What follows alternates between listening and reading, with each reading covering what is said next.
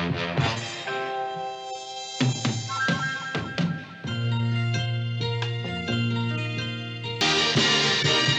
gonna make it after all.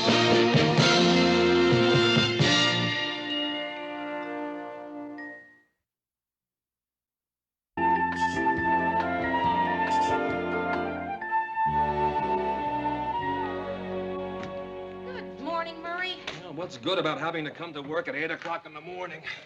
I didn't even have time for coffee. Oh, well, no, you shouldn't do that. You know what they say. Breakfast is the most important meal of the day.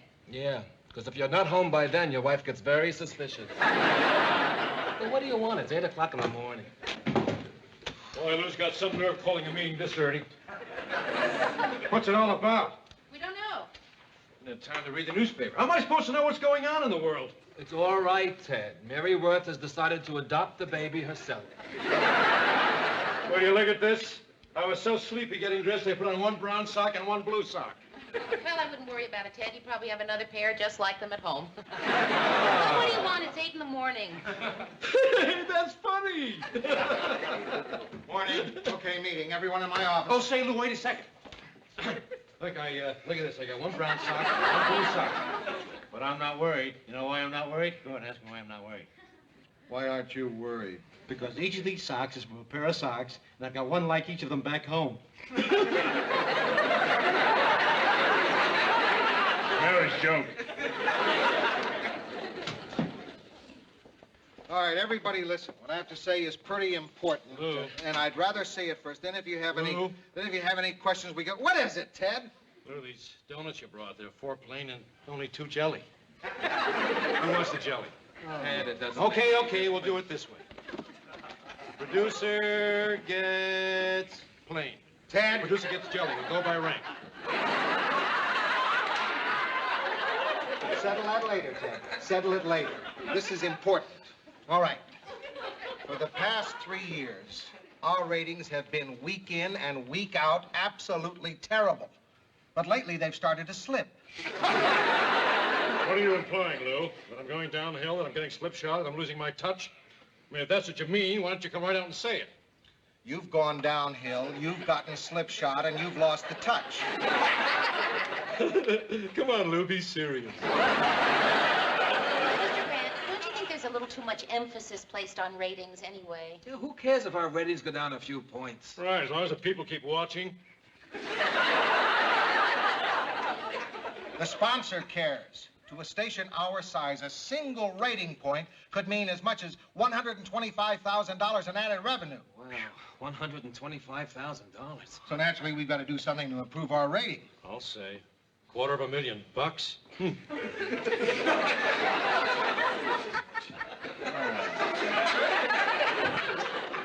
I think we need some fresh ideas. So, starting today, I'm bringing in a consultant.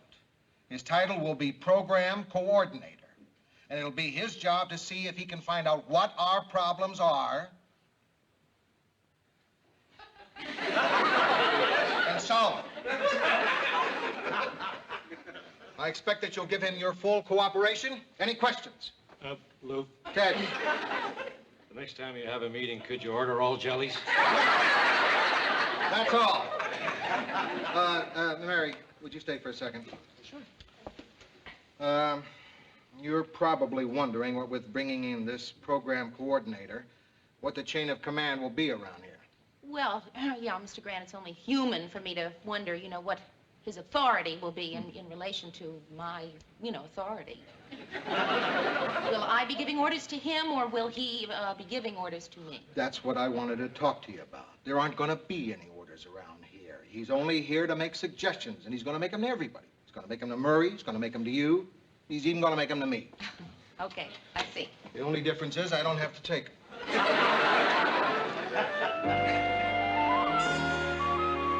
Now, I'll tell you why I asked you to come here. I've been thinking about this new guy that Lou's going to bring in. I just don't like the idea of a total stranger coming in here and telling me I'm doing a lousy job. Yeah, you got plenty of friends who could tell you that. Hi, Georgette. Hi. I bought you a new pair of blue socks. I couldn't find any store that sells just one. Sit down, Georgette. We're having a meeting here. There's a crisis in the newsroom. That's why Mary and Murray are here. Isn't it funny how in a crisis everybody turns to you? Whenever something goes wrong, people head straight for this dressing room. Ted, there's no crisis. This program coordinator is just coming here to help us. No, I don't know, Mayor. Ted could be right. I mean, I've heard about these guys. They try to make a big splash by firing people. Fire someone? Oh, you mean a little person, don't you? Secretary, something like that? I mean, he wouldn't fire a star, would he? Ted, it's not going to come to that. Well, in case it does, let's just make up our minds about one thing. We stick together. Now, if he tries to fire you, Mary, I'll quit. Okay, and if he fires you, I'll quit. And if he tries to fire me?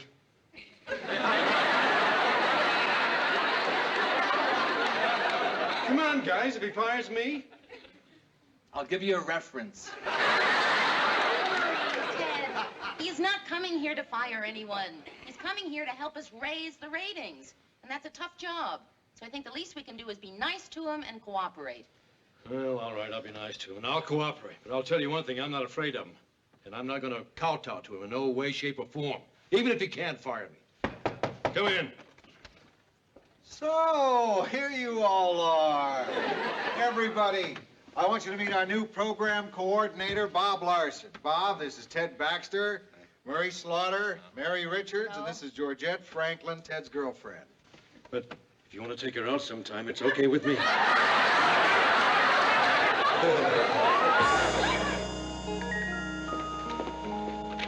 Oh, no. Not another memo from Bob.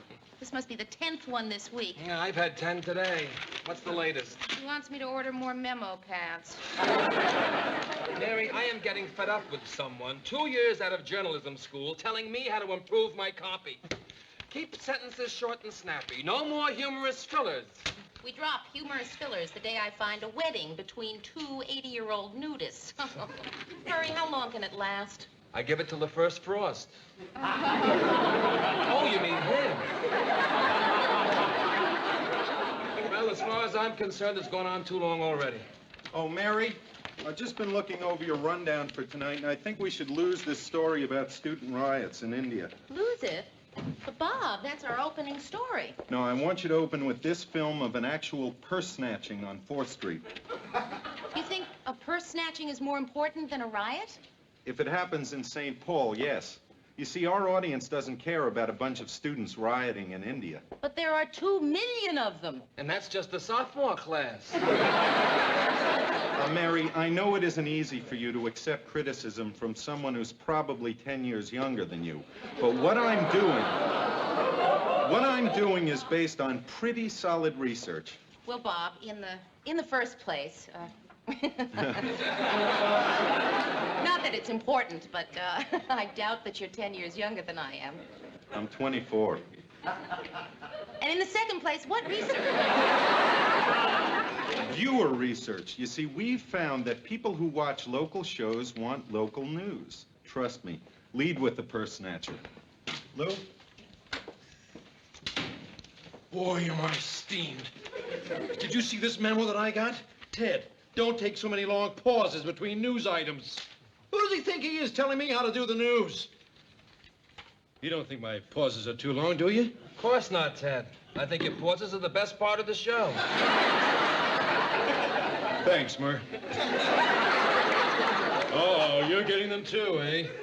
What this show needs is more film and less Ted Baxter. Oh, this guy's gone too far, Mary. You gotta talk to Lou about him. All right, Ted, look, he's making some changes in the show that some of us don't like. But who's to say he's not right? I mean, he's only been here 2 weeks. It's too soon to tell. Well, I can tell. More film and less Ted Baxter? If you're not gonna talk to Lou, I am. Terrific idea, Bob. Terrific. Yeah, Bob, you're doing a great job. Let's see.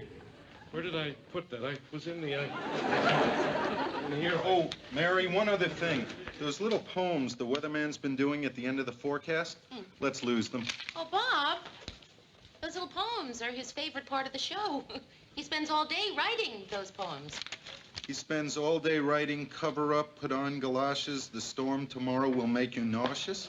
All right, that's not one of his better efforts, but, gee, I hate hate to hurt his feelings. I can't worry about hurt feelings. I'm here to get the ratings up, not to make friends. This isn't a popularity contest, Mary. Oh, Murray, how am I going to tell a guy I have to cut his favorite part of the show? How about, though your poems to some may bring enjoyment, write one more and you're on unemployment. All right, people. The day when the news department can ride roughshod over the other shows is past. Sue Ann? Don't interrupt, dear. That program coordinator of yours has been doing promos for your news on my show. Your audio, Mary, over my video. Picture this, if you will, Mary. A tight close-up on my bordelaise sauce, simmering and succulent. While a voice says, sewer explodes, details at 6.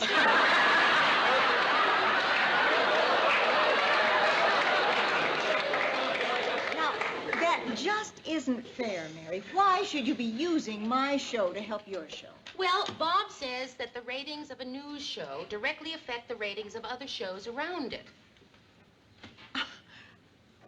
Let me understand this. You mean I could work my fingers to the bone creating a salade niçoise that is a rhapsody. But if Murray... No offense, dear. This is purely hypothetical. If Murray writes a lousy headline, I go down the toilet? Well, that's about the size of it. Well, Mary, there's just one little problem. I've been watching your show, and what that so-called expert is doing isn't helping one bit. In fact, quite the opposite. You know, I agree with the mayor. I think these changes are hurting the show. Look, maybe you should go in and talk to Lou. Oh, look, I don't like some of his ideas any more than you do. But you know, he might be just what we need. He's bright, he's knowledgeable, he's hardworking. He's 24. I'm gonna go talk to Mr. Grant. Mr. Grant, do you have a minute? Shoot. Well, it's about Bob Larson. I don't think it's working out. Everyone out there is really unhappy. I mean, morale has never been lower. And in my opinion, it's all beginning to affect the show.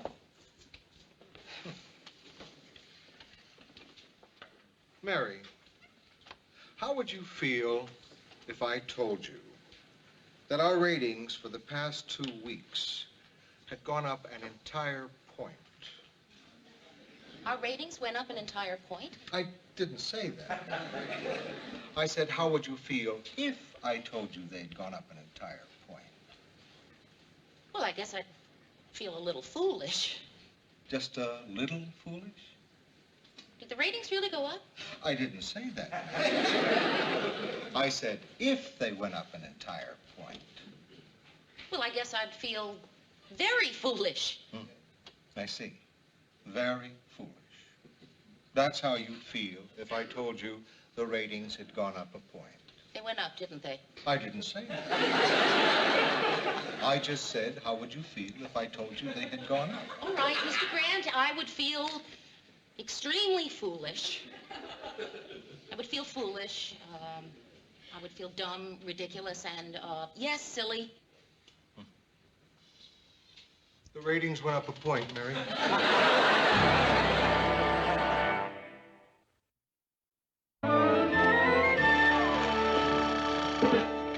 Newsroom?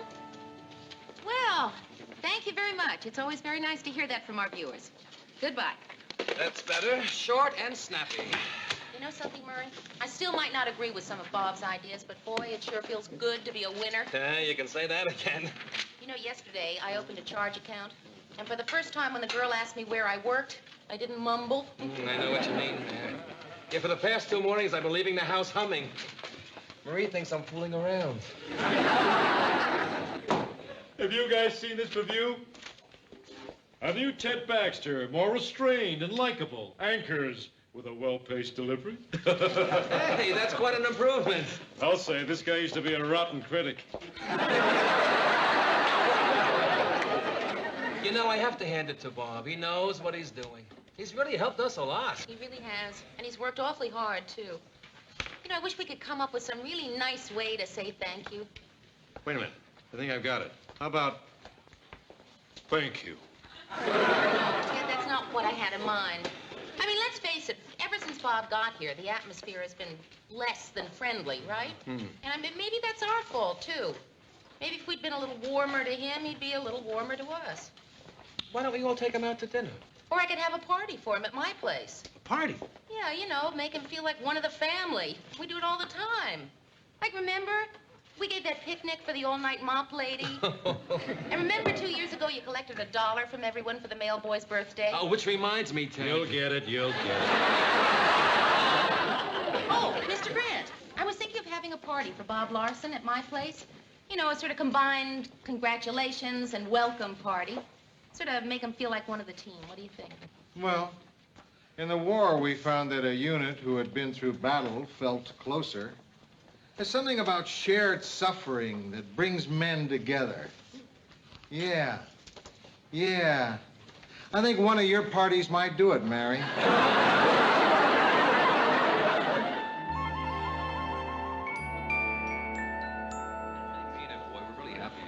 Oh, more champagne, Bob? Well, just a little. I can only stay another 5 minutes. I have to meet someone at the airport. Oh, Here's to Bob. Heck of a job. See? Even my toasts are short and snappy. Larson, I like the cut of your jib. If you only knew how long I've been trying to ask them to use more film and less me. You having a nice time, Mr. Grant? It's a great party, Mary.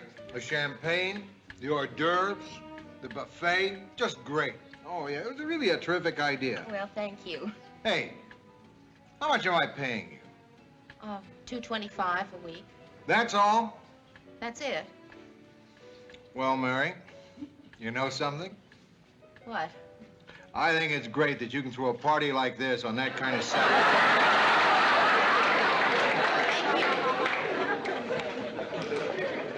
Mary, this is a marvelous party. And the cheese puffs are delicious. But, Sue Ann, you made the cheese puffs. Oh, did I? My memory must be beclouded by this mediocre little off-year champagne. I was just telling this wonderful man here that if he ever feels he isn't being treated right, there'll always be a place for him on my show. And it's a much nicer place to work. After all, what is the news? The violence and scandal, depravity, lust. Right. Sue Ann can give you all that and more. Anybody like an hors d'oeuvre? I wouldn't recommend the cheese puffs. People keep tasting them and then putting them in the ashtray.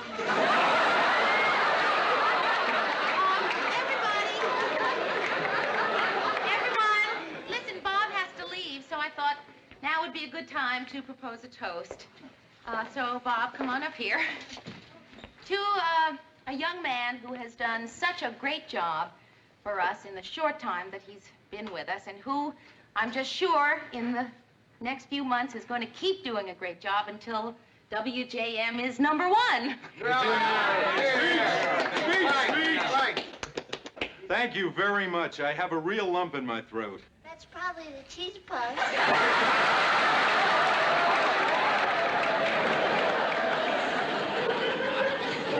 I can't tell you how great these last 3 weeks have been. I think we've all done a heck of a job. Right, absolutely. But I have something I want to say. I was going to tell Lou tomorrow, but... What? You firing me?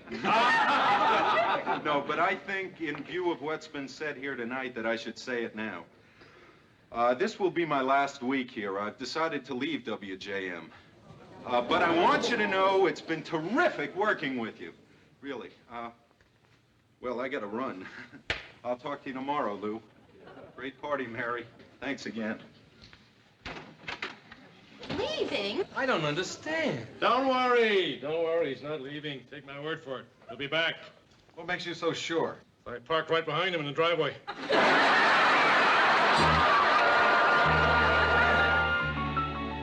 Why? Why does he want to leave? It's not that he didn't like the work. He seemed to be happy. Maybe he wanted more money. If he wanted more money, all he had to do was ask. Maybe he wanted more authority. I gave him a free hand. What more could he want? I know what he wants. What? Wants some old chicky poo.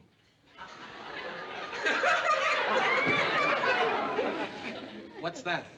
You know, a little of the old slap and tickle. Don't you guys understand English? He wants a broad. Ted, come on.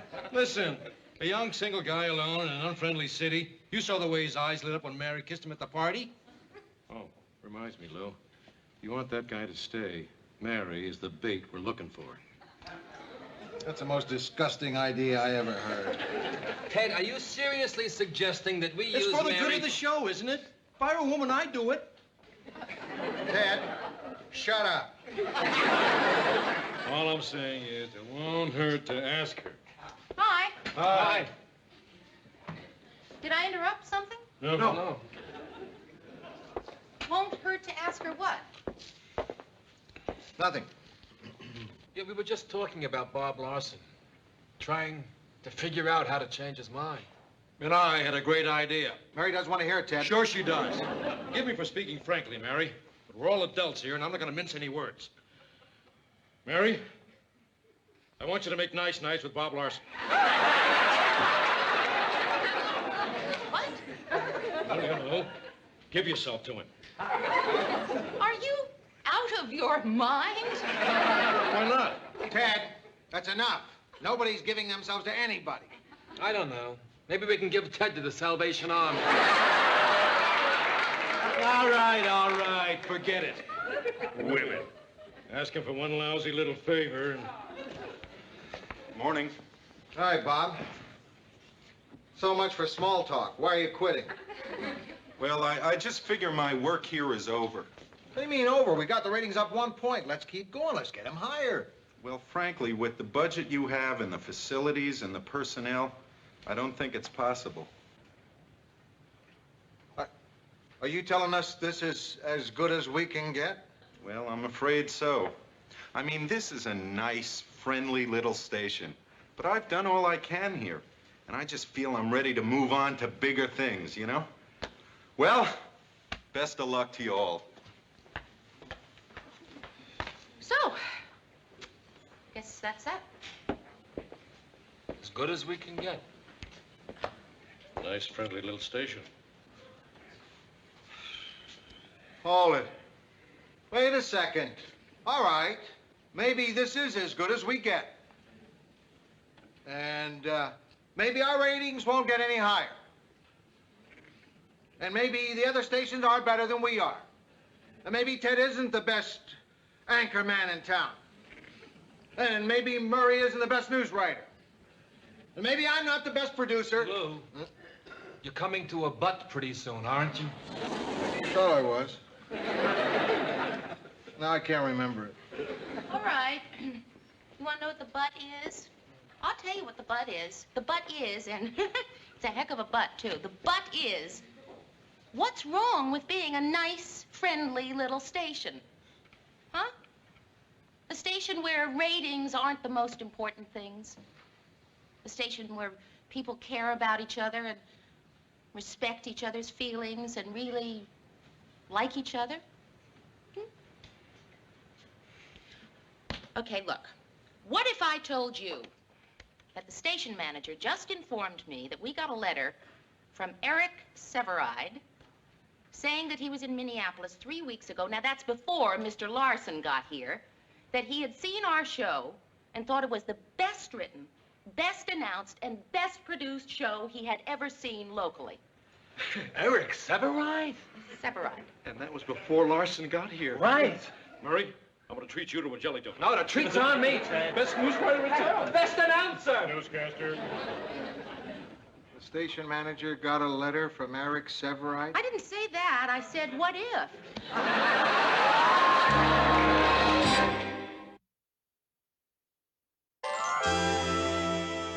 I was just thinking about Bob Larson. I still wish when he threatened to quit you'd have given yourself to him. You know why? Why? Because if it had worked, I'd have threatened to quit. Ted, I'll tell you what. If you quit, I'll give myself to you. Thanks, Murr. Mary, are you going to put those poems on from the Weatherman again? I don't know. Is that one? Let me see. Yeah. Today the sun was warm and shiny, but tonight you're going to freeze your hiney. Don't think so, Murray.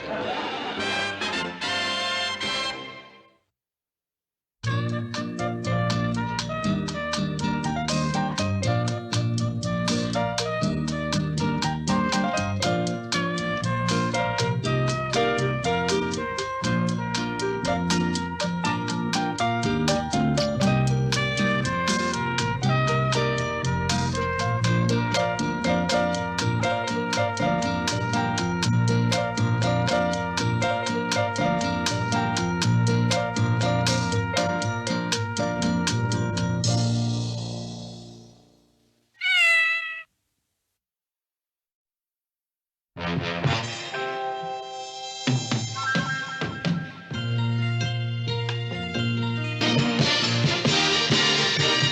gonna make it after all.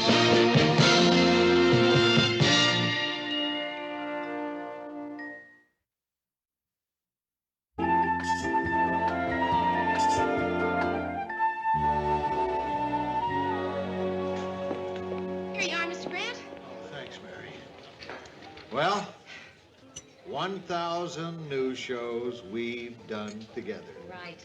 And, Mr. Grant, I just want to say I have enjoyed every single one of them. Me too. Give or take 800 or 900. Yeah, only you could have figured out exactly when you did your 1,000th show. How'd you do it? Oh, it was really easy. I mean, I've been doing the show for 4 years and a week. I get 2 weeks vacation a year. We do the show 5 days a week, so that makes 250 shows a year. So 4 years and 1 week would make 1,005 shows. But I checked with personnel, and I found that I'd been out sick with a cold 4 days. And there was that one day that I went to Chicago for the convention. So tonight is my exactly 1,000th show. I'm glad I asked. How about that time there was a power failure at the transmitter when we blacked out? Okay, everybody, go home. Come back tomorrow.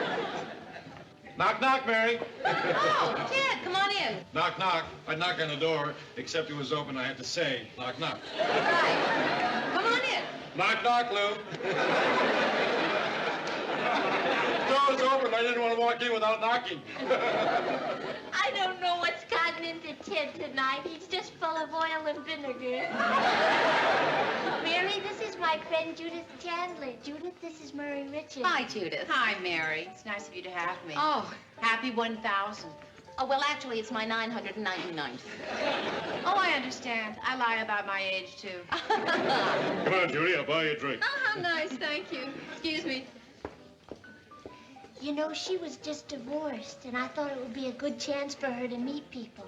In fact, Ted and I brought her here hoping she might hit it off with Mr. Grant. They have so much in common. I mean, they both got dumped. Well, that's very nice, Georgette, but Mr. Grant is seeing someone kind of regularly. Oh, I didn't know that. Yeah. Do you want me to get her out? No, it's fine. Hey, Lou. I want you to meet Judith Chandler. Judith Lou Grant. Hello. Wow. Hey, hold it, Lou. I want to tell Judy here about the man she just met. Now, Lou may not be as young as some guys are. And he may be a little overweight, and he may not look like much. But he makes a bundle. Okay, I hit it over the fence for you. Now all you've got to do is run around those bases. Oh, say, listen, maybe it'll be hard for you to break the ice. Do you want me to stick around and help? No, that won't be necessary.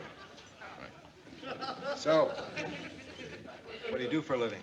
I'm the principal of Thoreau Junior High School. Principal? Oh, really? That sounds great. Oh, have you two met yet? Yes, we have. Well, you both better forget it. Come on. I'm sorry, but he's taken. Don't worry, we'll find somebody interesting. Georgette, I'm fine. Murray, would you mind talking to my friend Judith until I can find her somebody interesting? I didn't mean that you weren't interesting, Murray. I meant interesting to her. Well, I know everybody here. It could be a long wait. The only people I know here are Georgette and Ted. Well, before I say the wrong thing, how well do you know Ted? I met Ted when he spoke to an assembly at our junior high school. How was he? It's the first time that 2,000 junior high school kids have ever been urged to quit school and hook up with a radio station in Fresno, California. Excuse me, Murray. You're wasting the whole party. If you don't make a connection pretty soon, you're going to go home empty-handed. Well, fortunately, I've lined somebody else up for you. Well, I'd like to stay here with Murray, if you don't mind. Oh, I don't mind. I'd love it. You wouldn't think it was rude of me if I left this moment? No. Oh. Murray.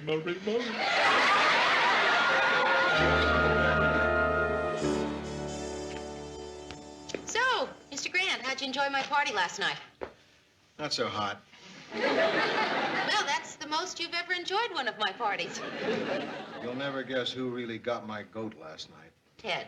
Right. Usually nothing he says bothers me. But when he introduced me to that girl, the one who was with Murray all evening, Yeah. he said a lot of things about my looks. Well, that sort of bothered me. Oh, Mr. Grant, how can you let that bother you? You're a very attractive man. Me? Well, Mr. Grant, it just might surprise you to know that women talk. And women find you very attractive. Me? Yeah. They do, really. Oh, no kidding? No kidding. Mr. Grant, they do. Women find you very sexy. Sexy? I don't believe it. Well, it's true. Some women do. What do you mean, some? Hey, are we crazy? Even talking about something like this is ridiculous. Talking about a lug like me being in any way sexy. Murray and Judith, Murray and Judith. You see anything like it, I ask you? Anything like what? Oh, come on, Lou, you get the drift. Murray and Judith at Mary's party? Do I have to spell it out for you? El lovo at first sight of. Okay, Ted. Bring a girl for you, Lou, and she ends up with Murray. Well, some guys got it and some guys don't. Ted, Mr. Grant wasn't interested in meeting anyone new. Oh, sure, man. Stick up for the boss. Ted,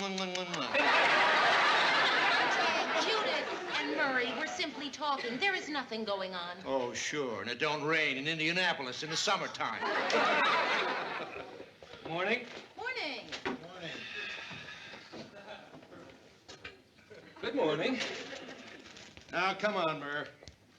We have been waiting here to hear what kind of a morning it is. We know what kind of a morning it is. We want to know what kind of a night it was. Ted, Murray doesn't have to tell anybody anything. Just because his wife wasn't at the party last night and he spent 4 hours talking to a recently divorced woman and then drove her home alone after the party. Tell him, Murr. Nothing happened. See? Mary, you funny little hothead. You missed my drift. All I'm trying to do is point out to Murray there's a little bug buzzing around him, that's all. And it's gonna bite you, Murray. What? What are you talking about, Ted? A love bug, Murray. It's gonna bite you. Ted, will you buzz off? Sure, Murray. Mary, when you order office supplies, add a giant can of Raid.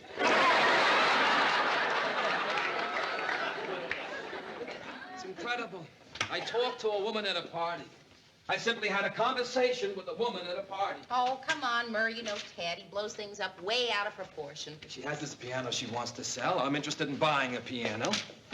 Maria and I have been wanting to get a piano for a couple of years now. So I make it Judith's. It was all perfectly innocent. Oh, boy. See, Mary, you don't have to answer this, but... Well, do you think there was anything wrong in my talking to Judith at that party last night? No. Or in my asking her to have lunch with me today? No. Or in my not telling her that I was married? Mary, like I said, you don't have to answer.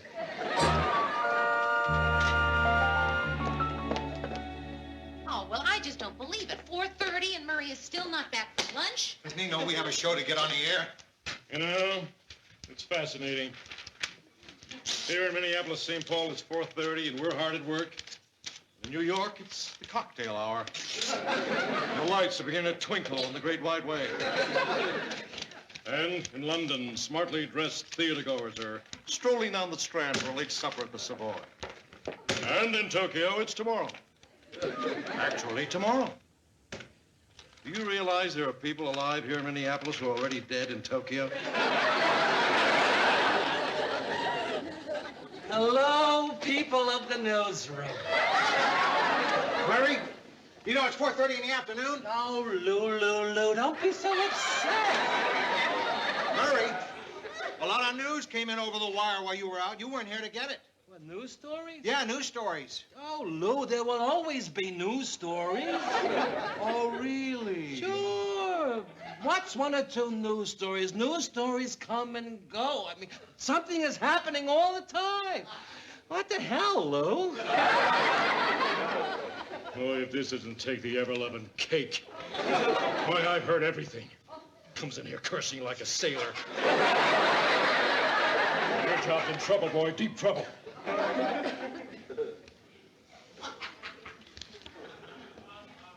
What have you been drinking? Pouilly Foussé. Too bad. What do you mean? What? Why? I've been a newsman for 30 years. I've sobered up guys who were drunk on everything from scotch to aftershave lotion. But never once in my life have I had to sober up anyone who was drunk on Pouilly Foussé. I don't know what to do. I don't know whether to give him black coffee or cheese. Mary, I had a great lunch. I may have just had the greatest lunch in the entire history of lunch. What'd you have? An experience. We went to this wonderful little French restaurant. Oh, we talked and talked about everything. You know, I told her about all the things I want to do with my life, all that stuff that's hard to talk about. And she listened, Mary.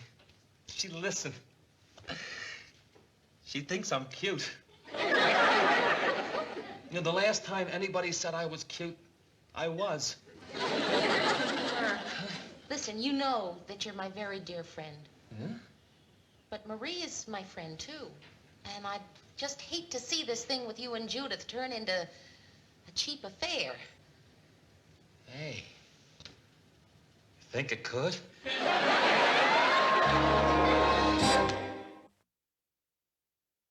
Come in.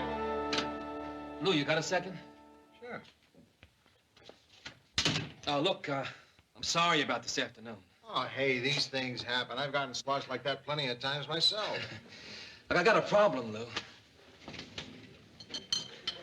No, look. Would you put that back, please? My stomach is still a little queasy. It's about Judith and me. Say hello. Oh, sorry. Is this business or personal? Personal.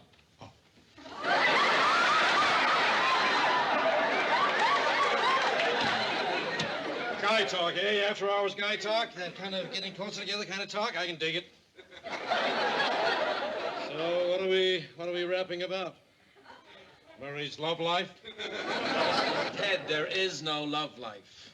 You see, Lou, that's my problem. Nothing...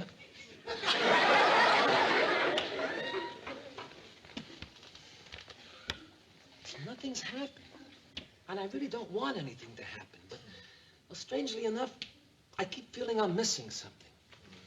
I keep feeling that I'm missing a chance to experience a part of life that will never come again. Say, Murray, I know exactly what you're talking about. I mean, sometimes at home at night, lying in bed, I go crazy thinking about how much there is out there. How much to do, how much to see. And I live on a quiet block. Listen, Murray, it's not the things you do in life that you regret, it's the things you don't do. I mean, in my whole life, I have only one regret, that on January 8th, 1964, I said to Holly Holmberg, I'm too busy tonight, I'll see you tomorrow. Well, Murray, there was no tomorrow. The carnival moved on. Gee, Ted, it's kind of touching. I'll say. That's the last shot I'll ever get at a trapeze artist. Murray, you got something good. Don't mess it up. I know, Lou. I mean, I've been happily married for 18 years. I mean, why do I want to start fooling around now? Listen, Murray, anybody who's been married 18 years and hasn't fooled around isn't normal. Ted, I was married 26 years and never fooled around. Oh, 26, yeah, but not 18. I mean, I don't understand myself, Lou. I mean, what I have is wonderful. Why do I want something that's different? Can I interrupt? Let me put it on terms you can understand. Now, let's say you're the Minnesota Vikings. And every time you play the Green Bay Packers, it's a great game. But that doesn't mean that's the only team you want to play. You don't want to play them every Sunday for the rest of your life. Hey, the little Chicago Bears, Kansas City Chiefs, little Houston Oilers.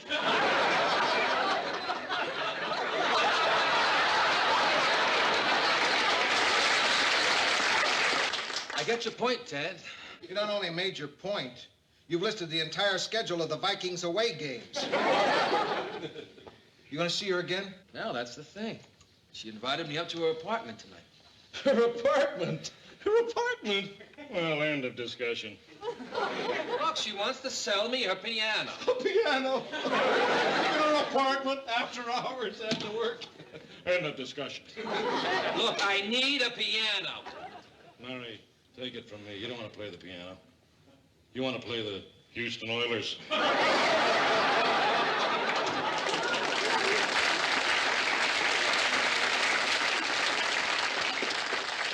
So, Lou, I mean, what do you think?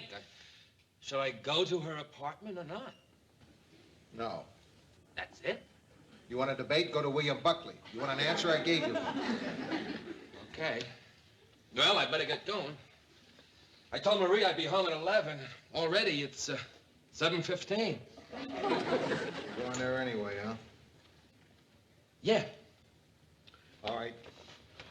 But just remember, you start something tonight, you won't just be doing something you'll regret the rest of your life. You're going to be doing something a lot worse. You're going to be following Ted's advice.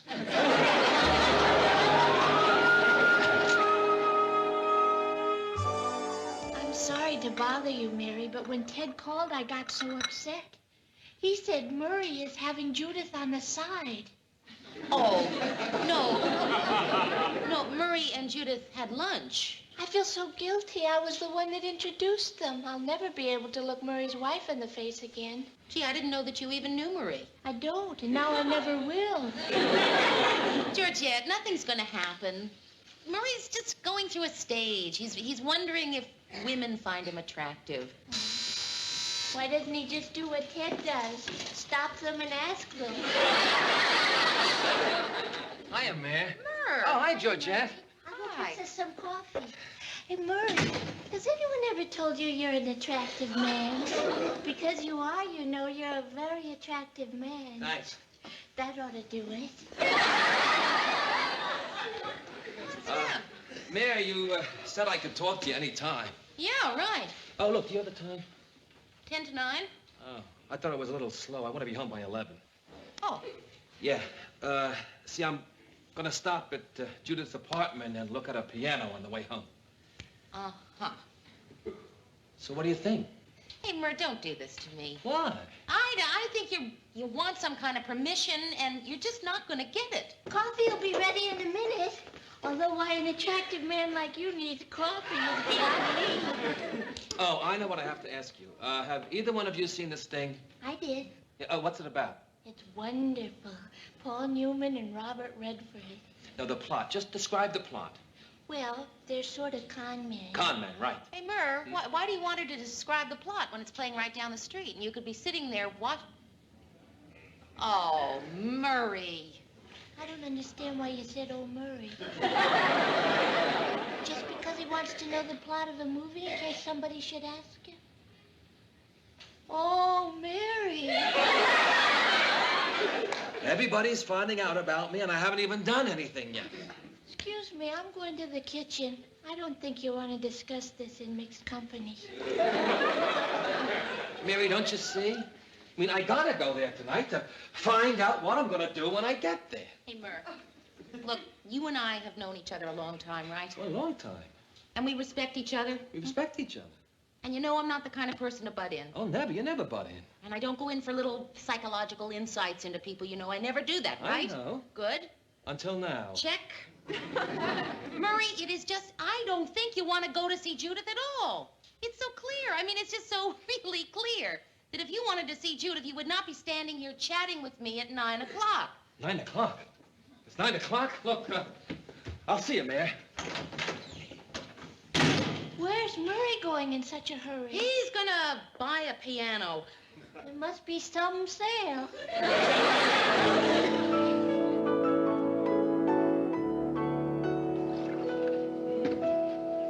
Here you are.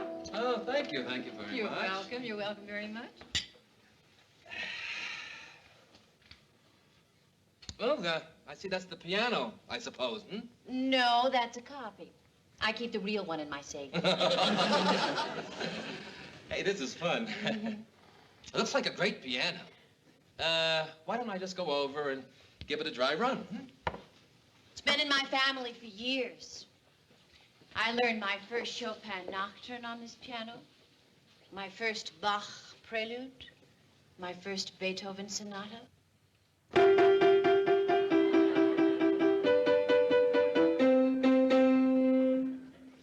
It's a nice tone. Well, I don't really play, really, you know. I just fool around. It's not bad for fooling around either. Strangers in the night, exchanging glances, strangers in the night, exchanging glances, strangers in the night, exchanging glances. Hey. A lovely singing voice. You think so? Yeah. No, I just kid around. Hey, this is a great piano. Oh, thanks.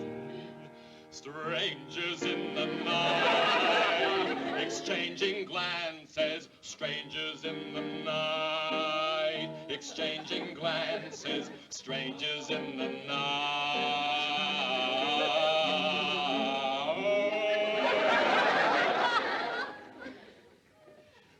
We haven't talked about price. What are you asking generally? You know, in the vicinity, just generally. Oh, in the general vicinity? Yeah? I was thinking about $3,000. 3,000? That's nice. Good. Let's drink to that. Okay.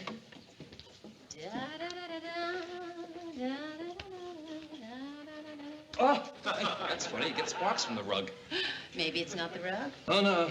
I've been on rugs before. You get plenty of sparks. Oh.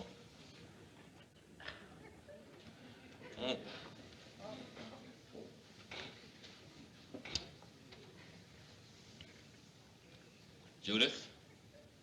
Do you think you'll come down a couple of $100 on the... Well, sure. Okay. How about $2,500? Hey, terrific. That's great. I'll make out the deposit. Murray, we don't have to discuss the piano tonight. Oh, I know. Sure. Hey, it's 10 after 10. That's right. It's 10 after 10, so what? Well, see, this is the thing. I gotta be home by 11. How far do you live? Too far. But look, Judith, I want you to know that I think you're terrific. Murray, it's all right. I understand. You don't have to explain. Yeah, but I want to explain. No, it's 10 after 10. Well, that's all right. I got about 5 minutes left. Now, look, I want you to know that, well, I'm sorry that you wasted your evening. Oh, I don't consider it a wasted evening. No? No. I've been trying to unload that lousy piano for years. Well, good night. Good night. Hey, you know, I came here tonight because I wanted to find out what I would do when I got here. And I want to thank you. Because it's going to be nice going home knowing this is what I did.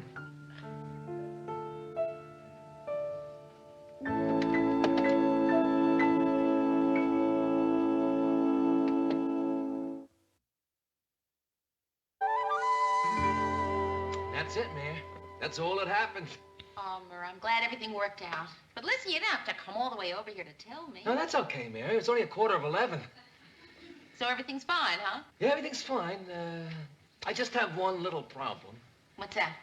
Well, I don't know how to explain to Marie that I bought a piano while I was watching the Sting.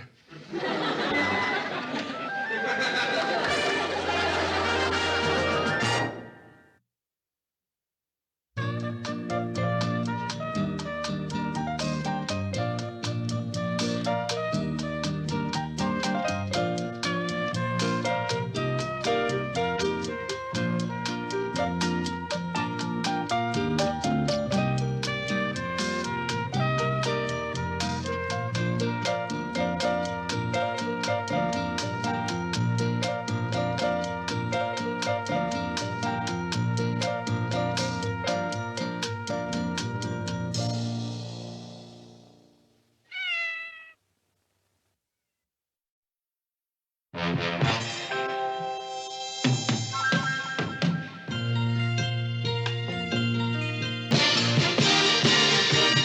gonna make it after all.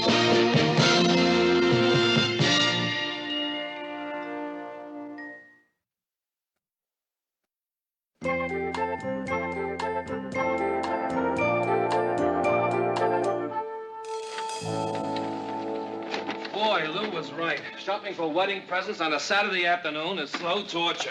I think torture's supposed to be slow, Murray. What would be the point of fast torture? If it were anyone but Rhoda getting married, I wouldn't have done it. Well, she'll appreciate it, Mur. Gee, I just hope she likes what we got. It'll be a little difficult for her to fly back to Minneapolis to exchange them. Oh, she'll love everything, Mary. Who wouldn't want silver on their dining room table? The Lone Ranger. Isn't the wrapping exquisite? Sure These is. bows take forever to tie. Now, let's see. This is the silver nut dish that I got from Mr. Grant to send her. And Oh, excuse that's- me. I think that is the nut dish. Yeah, this is my wine coaster. No, this is the wine coaster. Well, this... Actually, I think the wrapping was a little overdone anyway.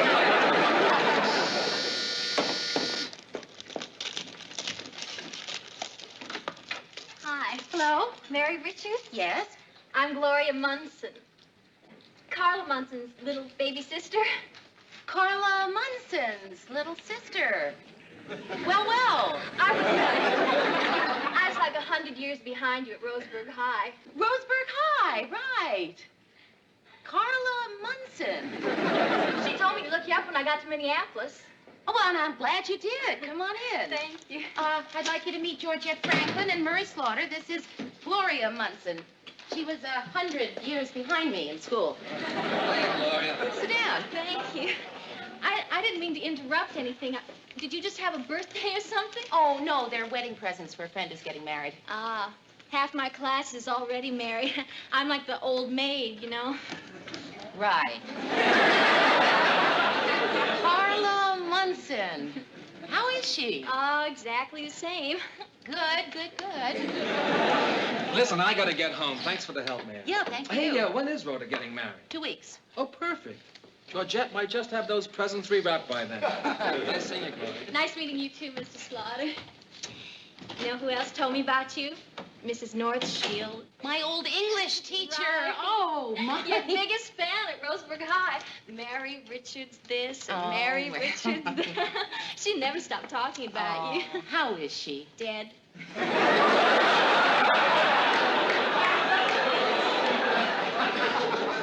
Murray, is that good enough? Oh, gee, Georgette, that's perfect. I mean, I'd never even know it had been unwrapped. Listen, you better mark it right away so we remember which one it is.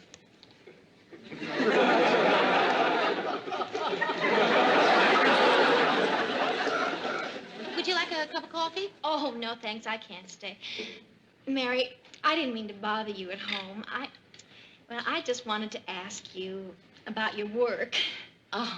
You want to get into television, right? That's why I looked you up. Carla said you were the one everybody turned to when they needed help.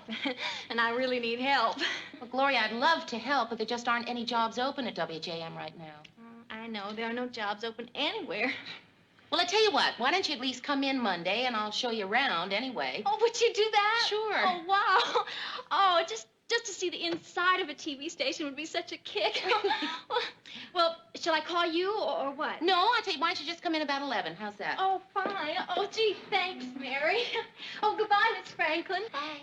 Gee, you're super. Oh, come on. Just like Carla said. All right, but listen, I'm not promising anything, huh? Okay. Still, I can't turn down Carla Munson's sister. Bye. Who is Carla Munson?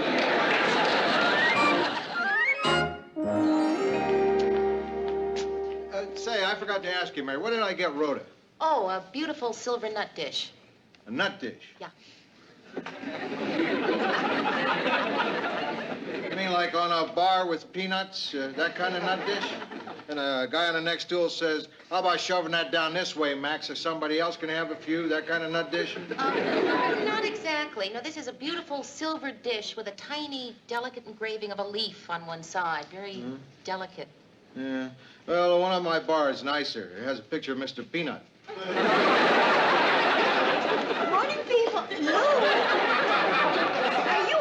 for a brief tete-a-tete entre nous. Sue Ann, how come your talk always sounds like food? Fudge, I need some advice. The station manager thinks my show needs improvement. I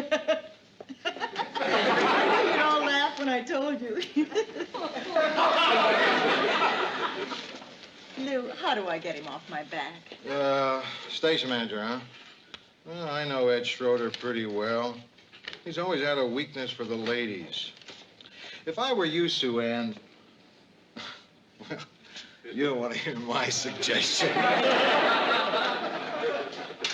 Dear Lou, dear cryptic, bashful, dirty-minded Lou. I suppose I owe him the courtesy of listening to his vile suggestion.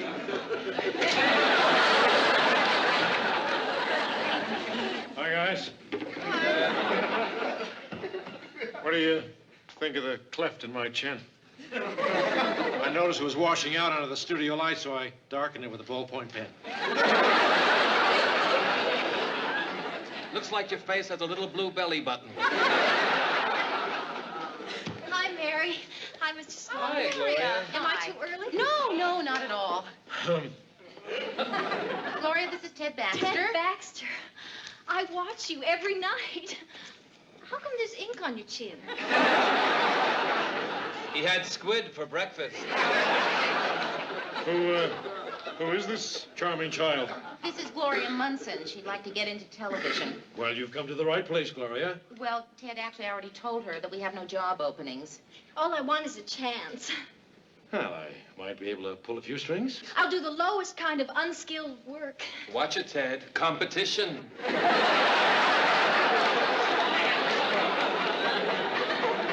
Lou, you should be ashamed of yourself. And thanks. Sue Ann Nivens. You know Sue Ann? She is my idol. My absolute favorite television personality. I don't believe I've met this adorable and perceptive youngster. Sue Ann, this is Gloria Munson. She's looking for a job, Is but there any chance that I could watch you tape a show, Miss Nivens, in person? I never miss it. I even watch your reruns. I've seen your Pêche Flambée 6 times. And I know your dumplings by heart. Who doesn't?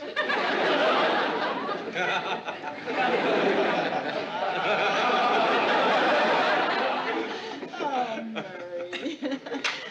Murray, with your sly wit, it's a wonder you never became more successful. Miss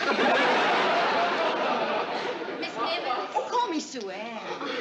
Well, may I watch you, please? Certainly. Is it all right, Mary? Yeah, sure. Perhaps I can help. I think television needs bright young women. Look at me. And even, to a certain extent, Mary. This is like meeting royalty. It's all a wonderful dream. A whole chapter from my diary. Oh, Miss Nivens. Wouldn't you love to be that age again? I don't think I ever was.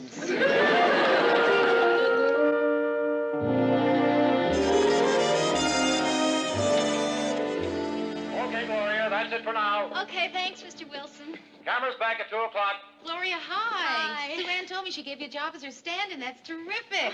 Thought I'd just come down and see how you're doing. Oh, it is all so exciting. I mean, I'm not just Sue Ann's stand-in. She lets me help her out in every way I can. Yeah? This morning, I peeled onions, cleaned a fish, scoured the oven, and unclogged a drain. Oh, Mary, isn't show business just wonderful? Yeah.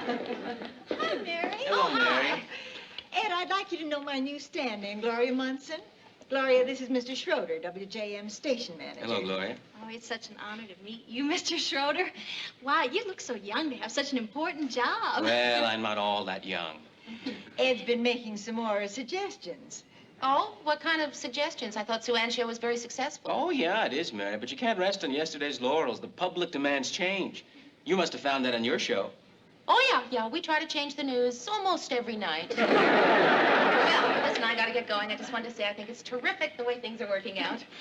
Sue Ann, I feel that your show needs some changes, some new elements. Frankly, Jane Q. Public is getting a wee bit tired of the same old household hints every day. The same old hints? Here's what I'm doing today. Tell me if these sound like the same old hints. Lemon juice your knickknacks? New life for your squeegee?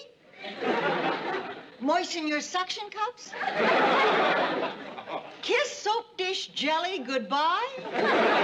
Same old hints. Mr. Schroeder, I know it's not my place to say anything, but I think Sue Ann's show is just wonderful, and I think you should be proud to present it on your station. What a sweet, generous, accurate thing to say. Of course, I'm sure there's not a TV show in the world that couldn't stand a few changes. What sort of changes? Well, since you asked, Sue Ann, I was thinking this morning, wouldn't it be terrific? You don't want to hear this? That's right, dear. No, please, go ahead. I'd like to hear it. Well, with everyone so concerned with physical fitness these days, why don't we demonstrate some calisthenics for housewives? That's very interesting. As a matter of fact, it might appeal to the male audience. After all, men love to watch an attractive girl do gymnastics. Marvelous idea, Gloria. I'll just lower the neckline on my leotards and... What sort of exercises did you see me doing? Oh, something simple like this. 1, 2, 3, 4, 5, 6, 7, 8. Wait a minute. I have got a terrific idea. Sue Ann, you can describe the exercises, and Gloria can demonstrate them. On the air? Of course. Me? Oh, no. Oh, yes. Now, why don't you both work up something for tomorrow's show, okay? But... Trust me. It's going to be terrific. Bye, Gloria. Goodbye. Oh, I can't believe it. I'm actually going to be on television tomorrow. Oh, what do you think I should do for my first exercise? What about a headstand? You mean you just want me to stand on my head? No. I want to stand on your head.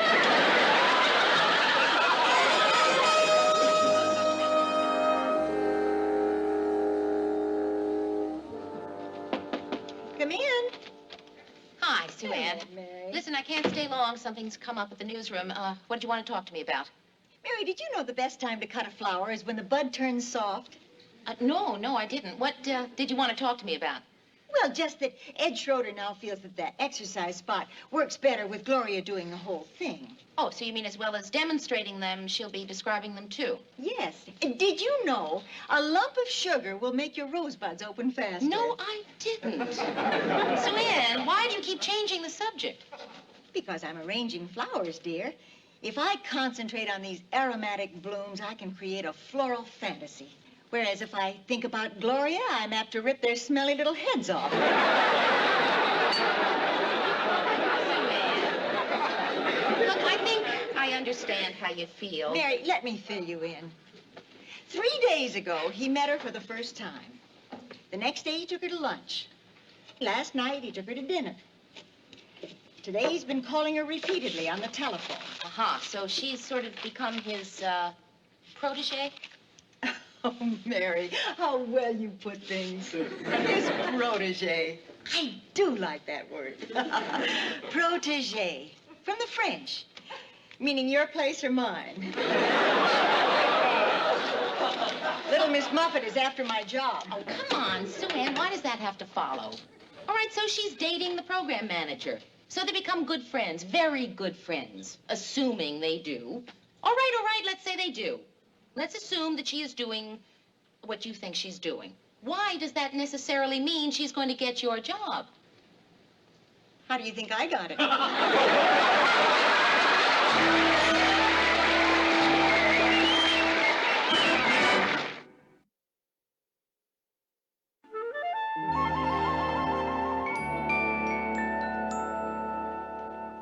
This is delicious, Mary. Thank What's you. it called?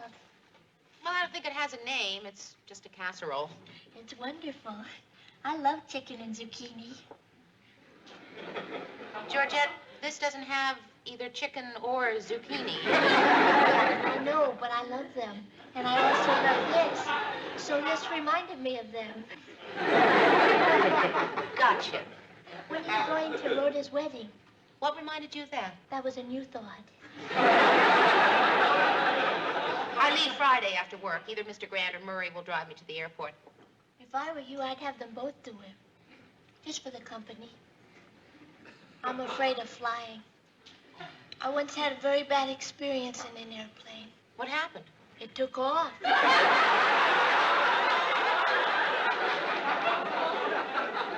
why I don't think I'll be able to go to Rhoda's wedding. Oh, Georgette, flying is perfectly safe. Don't you realize more accidents happen in the bathroom than in planes? Really? Gee, Mary, if that's true, how come they don't sell bathroom insurance? Sue-Ann. Hello, Mary. I hope I'm not disturbing you. No, not at all. Come in. What brings you here? I'm bugged and I need to talk to somebody, okay? Yeah, sure. Hello, Georgette. Hi, Sue-Ann. That looks good. What is it? Not zucchini. Would you like some? Oh, no thanks, dear. As a rule, I enjoy amateur food, but I'm just too upset. Schroeder's finally done it. What now? Tomorrow, in addition to a regular exercise spot, Gloria will also be giving a little baking demonstration. Why is Mr. Schroeder giving her her own baking spot on your show? I don't know, dear. Perhaps he has a weakness for tarts.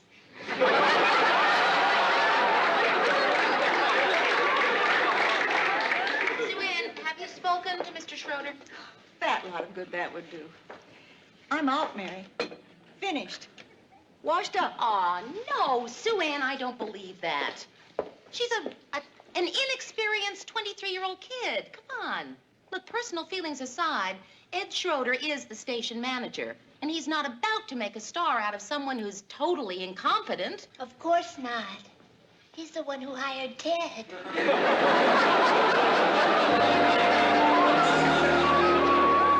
The secret of Zalviglione tarts is to make the crust flaky as snow. I'm sorry. I've got to turn the sound down. I just can't listen to her. I think she's flaky as snow. What's Sue-Ann doing during all this? She's helping. See, those are her hands passing the ingredients to Sue. See the ones with the very white knuckles? You know something, you're right. It's better with the sound off. Sure, besides, I can give you a play-by-play. With her left hand, she's stirring some funny white glop with a wire thing that has loops. Now, with her right hand, she's pouring the glop. You know, a lot of little funny things that look like falsies. Pastry shells, Ted. Correction, I'm informed the technical term for falsies is pastry shell. I just can't believe it. Gloria seemed so sweet. Well, not to me. I spotted Gloria the minute she walked in here. Something about her looked phony to me. Maybe she was wearing pastry shell.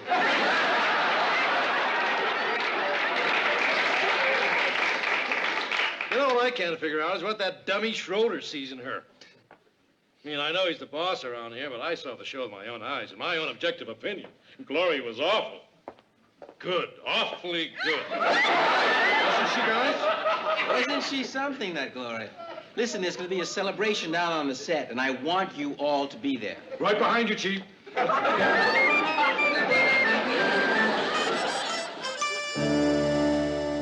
you tasted these? Gloria made them all herself. Have one. They look wonderful. They're Napoleon's. And after all, you are our emperor. Long live the Emperor. I'm so glad you could all come to our little party. People, you must try some of Gloria's creations. Have some croquembouche. Just my luck. I had croquembouche for breakfast. Mary, isn't Gloria's pastry delicious? You know something, Sue-Ann? You're being more than sportsmanlike. Yeah, you got a lot of class, Sue-Ann. A champ. Really, you're being terrific. Just terrific. I'm impressed. Me too. What are you up to? Mary, can't you just accept the fact that I'm bowing out gracefully? No. Folks of WJM, I guess it's no secret that a star was born today. It's no secret a star was born today. Which, of course, is not to take anything away from our own Sue-Ann Nivens, who has always done a super job. Always done a super job. Right. Personally, I do not believe that a show can operate efficiently with 2 stars. Efficiently with 2 stars. So here's my solution. Maybe our station is better off without stars. After all, if we've got good people working together as equals, who needs stars? Let's just do away with stars. Schroeder, you're making a fool of yourself over abroad.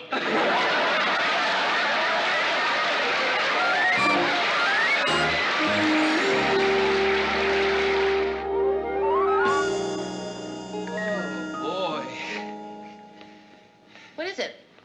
I ate that, what do you call it, too fast. I think I gave myself a real bellyache. Oh, Murr, that's too bad. I'll get you some bicarbonate. Oh, thanks.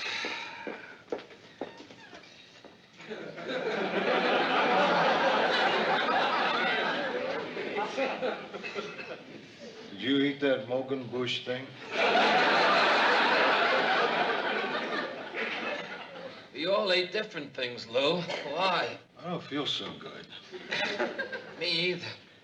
Is it sort of like you swallowed a hot mitten? More like a percolator. Now your knees shaky? And I'm sweating behind the ears. What is it? Maybe we're in love. Here you go, Murr. Go down. Thanks, man. On second thought, save some for me. You too? Mm-hmm. Good news, people. I think we got food poisoning. From what? Cream fillings. Apparently, they were left unrefrigerated. Everybody's got it? Everybody. You should see Ed Schroeder. It's all the poor lamb can do to lift his head and scream at Gloria. When the red robin comes... Come on, guys, it's magic time. Mustn't keep my public waiting. We can't afford to lallygag. Don't say gag, Ted. You know something, Sue Ann? Suddenly, I'm getting this awful suspicion. Don't blame Gloria, Mary. The child's a neophyte. She's green. She's not the only one. It's an understandable accident. Hot lights will make cream go bad like that. You mean Gloria made the mistake of not refrigerating the cream? No. Gloria made the mistake of asking me to do it. Sue Ann, you knew, and you stood there, and you let us eat that cream. Mary, I ate it too. For the good of the show. After all, as I said to Gloria just now, bending down to where she was lying under the sink. You can't stand the heat, dear. Get out of my kitchen. Well, food poisoning or no food poisoning, I've never yet missed our show. Oh, I'm sorry, Lou, but it only lasts a few hours. Good evening, this is Ted Baxter with headlines and deadlines from around the world, Washington. In a statement on the economy released early today, President Ford said... Uh-oh.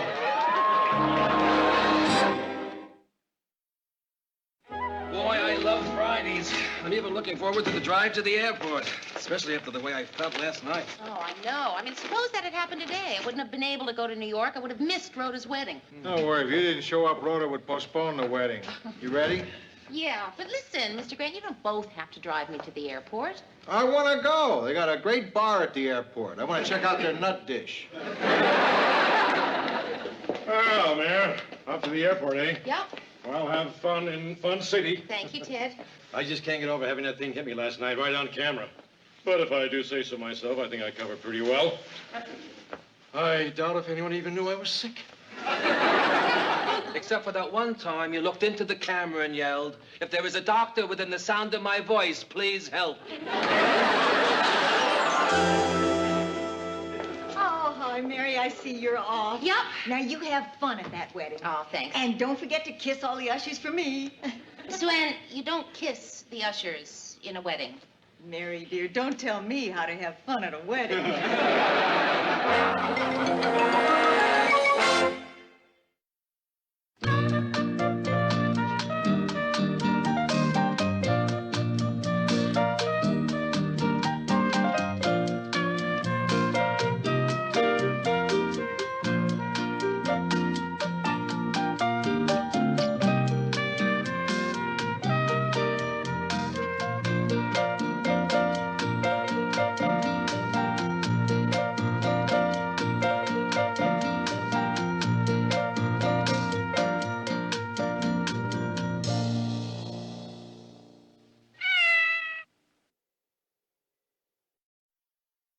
You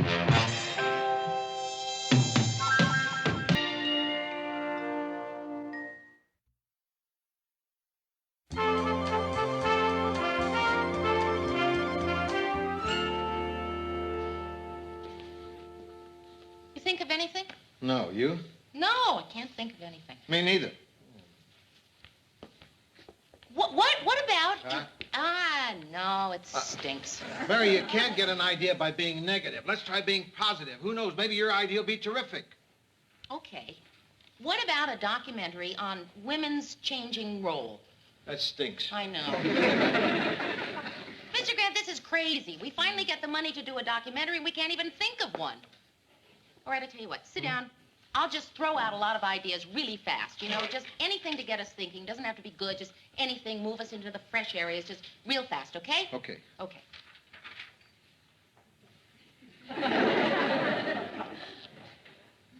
Maybe it'd be better if we went slow. I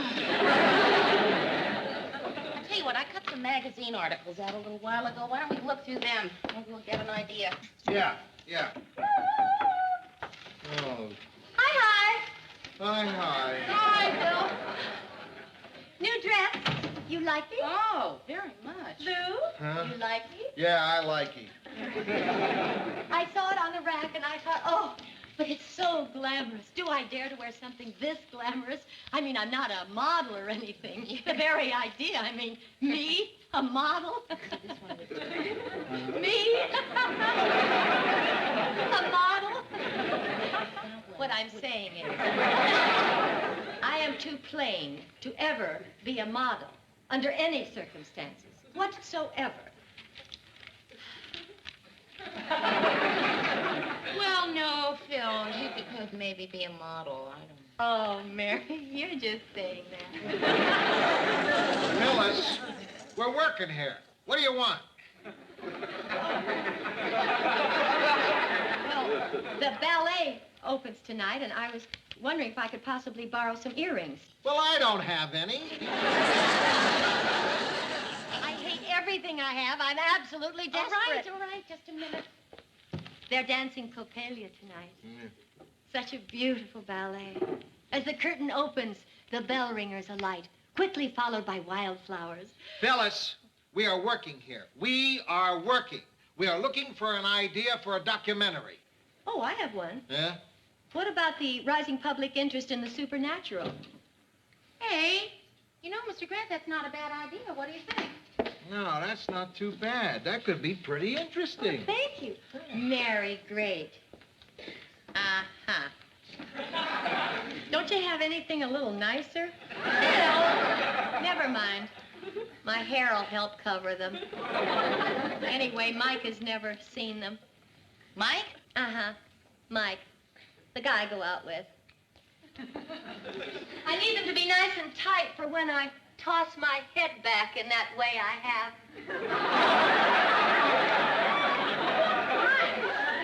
Phil, what do you mean the guy you go out with? I mean, does... Oh, I guess I should explain.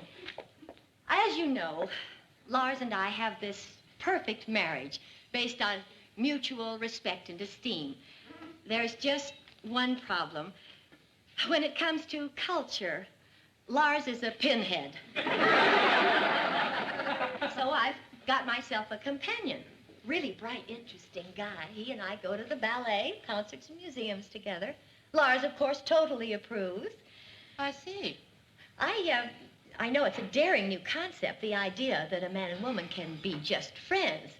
But I've always been a pioneer.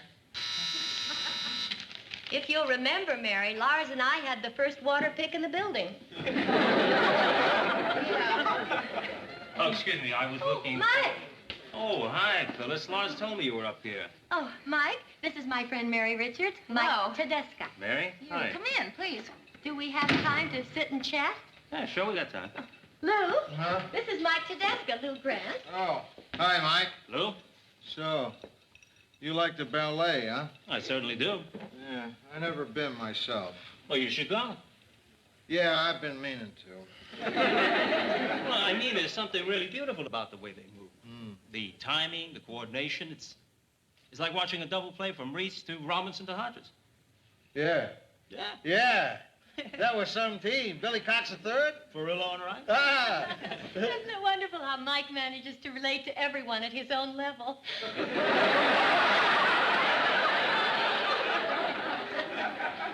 Well, I think we should be going. We don't want to be late for Coppelia. Right. Well, it was nice meeting you both. Yeah, same Thank here. you. Good meeting you. Say, Phyllis, thanks for that idea on the supernatural. Oh, yeah, it should make a great documentary. I know. When Channel 4 did it last week, it was wonderful.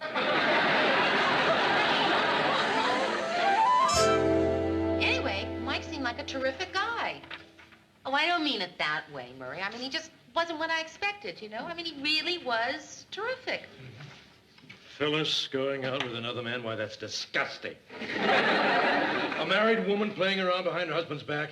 Oh, that's just disgusting. Man, it's not what you think. Mike isn't interested in Phyllis for that sort of thing. Oh, I get it. You mean the guy's a little... Why do you assume? I mean, the man is not. Not what? I mean, you and I are talking about the same thing, aren't we? Yes, Ted, we're talking about the same thing, and he's not. Oh, hi. I had an appointment on the 19th floor, and I figured, what's 4 floors between friends, huh? Hi, Lou. Hi, Mike. How are you? How you doing?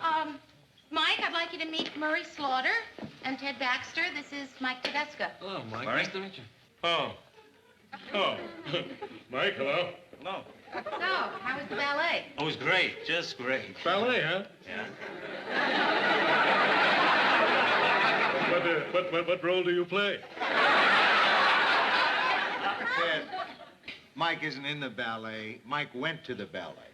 Oh, well, either way, it's all right with me. And I've never cared what a guy's race, religion, or sex is. In black or white, Jew or Gentile, AM or FM.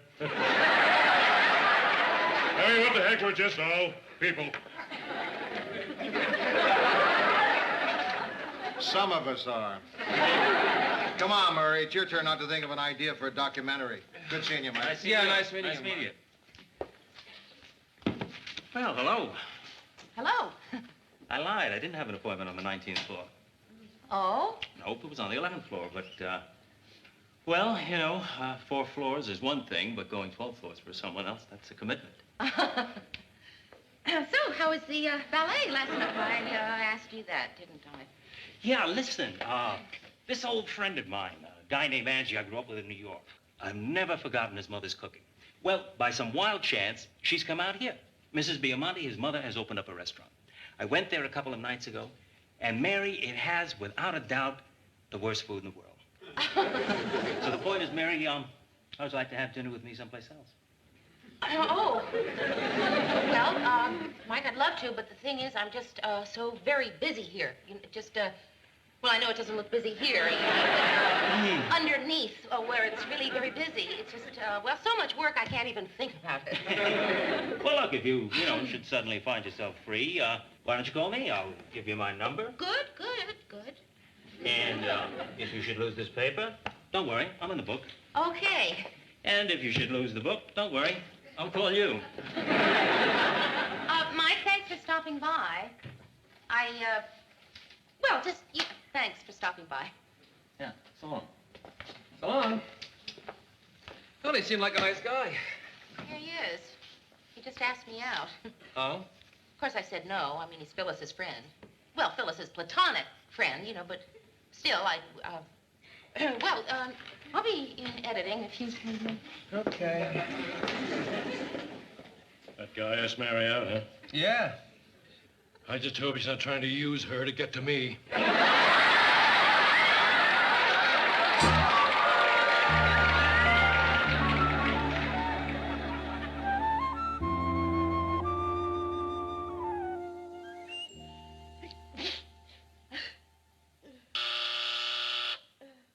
Mary, come in. Hi, how are you feeling? Oh, not the same. Aw. Well, I got you the magazine and the ice cream. Oh, Mary, great. Ever since I was a teeny tiny little girl, Whenever I get sick, my mommy prop me up in bed, bring me a lot of magazines and ice cream. And now you brought me magazines and ice cream. Thank you, Bobby. I got vanilla. Thank you, Bobby. I love vanilla. Whenever I loved something, I'd say, I love it. But not just with vanilla. Whenever I liked something, I'd say I rubbed it. Like I rub candy. I rub licorice. I rub daddy. I rub mommy. Phyllis, you're making me nauseous. Look, is there anything else you need? Prescriptions, medicine, anything no, like Mary. That's probably Mike. Mike? Come in, Mike! Hey, hi, Mary. Hello. Phyllis. Oh, hi, Mike. I tried to call you at the office, but you were gone. I got the sniffles. Oh, that's terrible. Poor thing. I hate to have you miss the ring of the Nibelunga just because dumb E caught a dumb germ. Hey, I got an idea. Why don't you take Mary? Oh, no. Yeah, you know, I was just about to suggest the same thing myself. No, thank you. Mary, please. I'll feel terrible if you don't go. Well, okay. Well, good. Hey, come on, we better go. I know these Wagnerian operas. They don't seat anybody during the last 6 hours. Yeah. Phyllis, I hope you feel better. Oh, thank you. Mary, could I see you for a second? Yeah, sure. Look, I'll bring the car around front, okay? Okay. Mary, could you bring me back something after the opera? Sure, Phil, what do you want? Mike.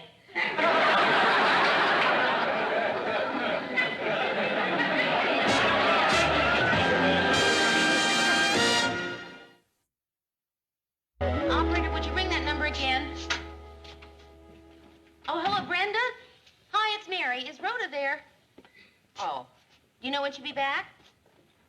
Uh-huh. No, that's all right. Just tell her I called. Bye-bye. No. Well, that's all right. Don't get up, Mary. No, don't get up. Rhoda lives in New York, doesn't she? Yeah, Mr. Grant, she does. Mary, why are you making all these long-distance calls? Well, Mr. Grant, it's just that sometimes things happen in my life, and I need to talk to Rhoda. I need her advice. Well, why don't you use me? Mr. Grant, I'm sorry to laugh. It's just, it's the last thing in the world I would talk to you about. Oh, no. Don't get up. Sit down. The last thing in the world you talk to me about. I'm your friend, right? Right. And you're always talking to me about why don't I break away from this thing about men are only good for some things and women are only good for other things. I mean, why does a woman have to feel she can only confide in a woman? Why can't she confide in a man just as well? Okay, all right, Mr. Grant. I'm going to give it a try. I think I'm going to be sorry, but I'll give it a try. Hey, Lou, you want to go to lunch? I can't. Mary's going to confide in me. Oh, yeah? What's the trouble?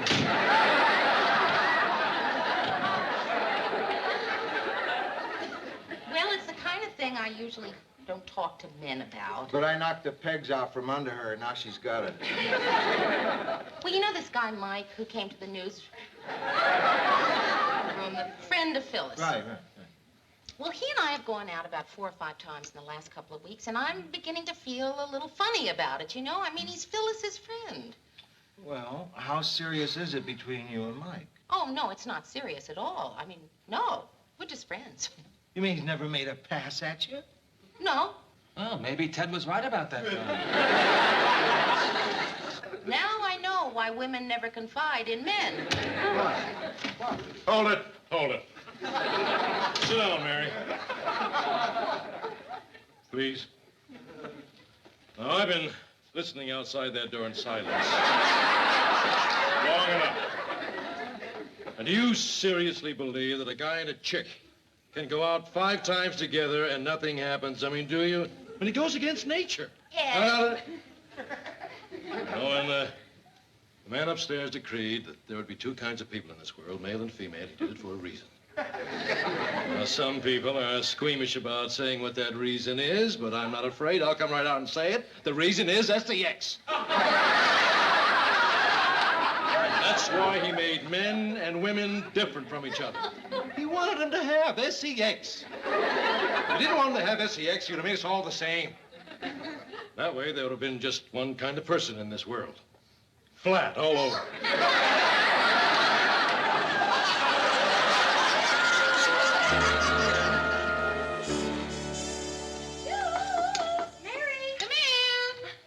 Mary, I've been meaning to return these earrings for 2 weeks. I'm sorry. Don't you just hate people who borrow things and never return them? Which reminds me, how's Mike? He's fine. Oh, good. Mary, you want to hear something funny? This will really amuse you. Remember when you told me yesterday that you and Mike were going to that concert? Well, when I pictured you and Mike at the concert, swaying to the seductive strains of Mahler's Kindertoten Lieder. Well, I actually felt a little pang of jealousy. Isn't that hysterical? Hey, Phil, you know, if you're upset because Mike and I are seeing each other... Mary, you dear, funny, sweet, loony Mary. I'm delighted that you and Mike are hitting it off so well. Oh, Mary, I wanted to ask you, are you doing anything later? Yeah, I'm going out with Mike. Oh, okay. Some other time. Okay.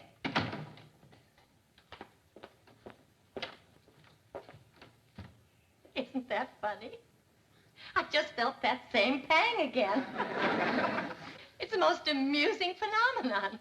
1 minute you're having this civilized discussion with your dearest friend, and suddenly you have a primitive urge to see her covered with honey and tied to an anthill.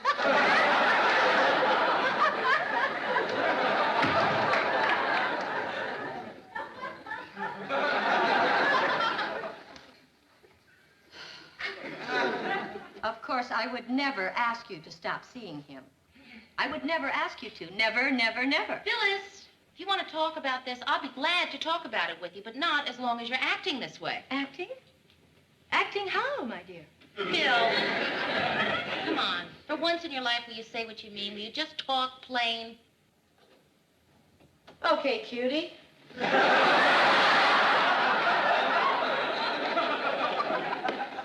You want plain? I'm going to give you plain. That dude isn't going to be interested in a cultural evening with a happily married housewife when he's got Action City, USA. Phyllis, if that's what's bothering you, let me put your mind at rest. My relationship with Mike is totally platonic. I mean, totally. Well, it's none of my business. But I must say, I am surprised. Because even though he knows I'm married, off limits, verboten, no parking here. He's been so steamed up, I was afraid I was going to have to hose him down. Really? No.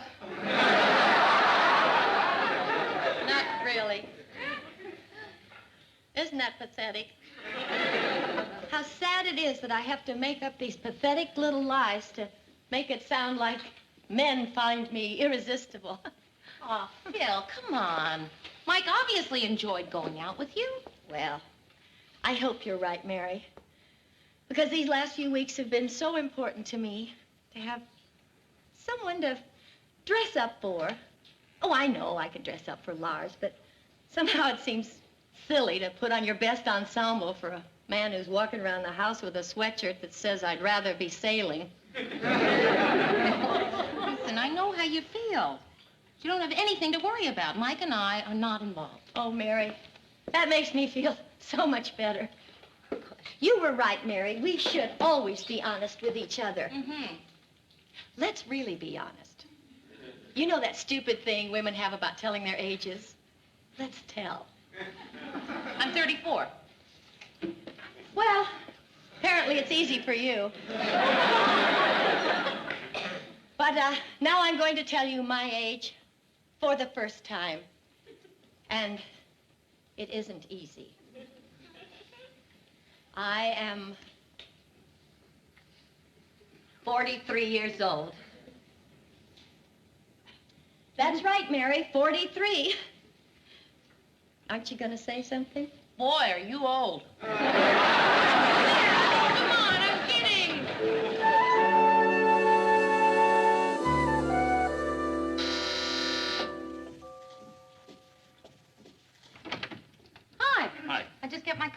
Go.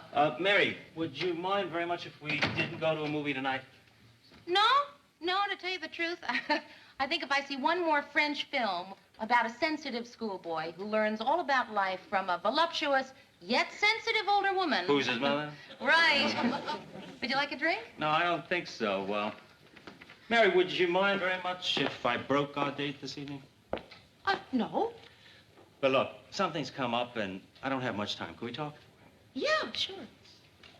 Look, we've gone out 4 or 5 times, right? Right?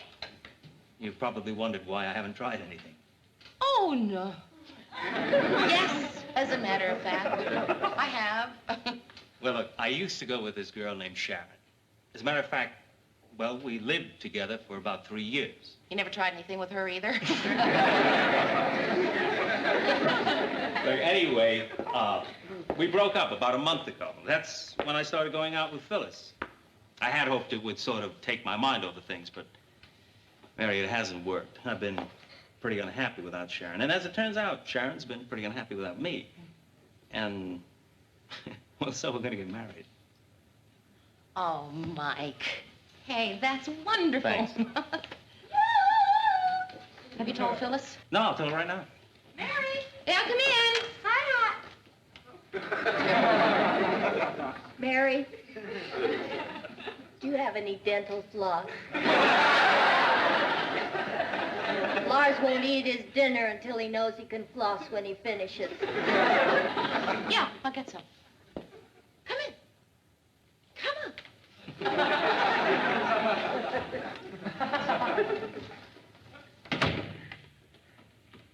Hi, Mike.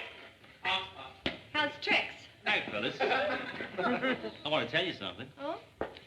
You remember my mentioning Sharon, don't you? Yes. Well, I saw her this afternoon, and we straightened things out. We're going to get married. Oh, Mike, how nice. Have you told Mary? Yeah, I just told her. Oh, poor Mary. Poor, dear, brave, gallant Mary.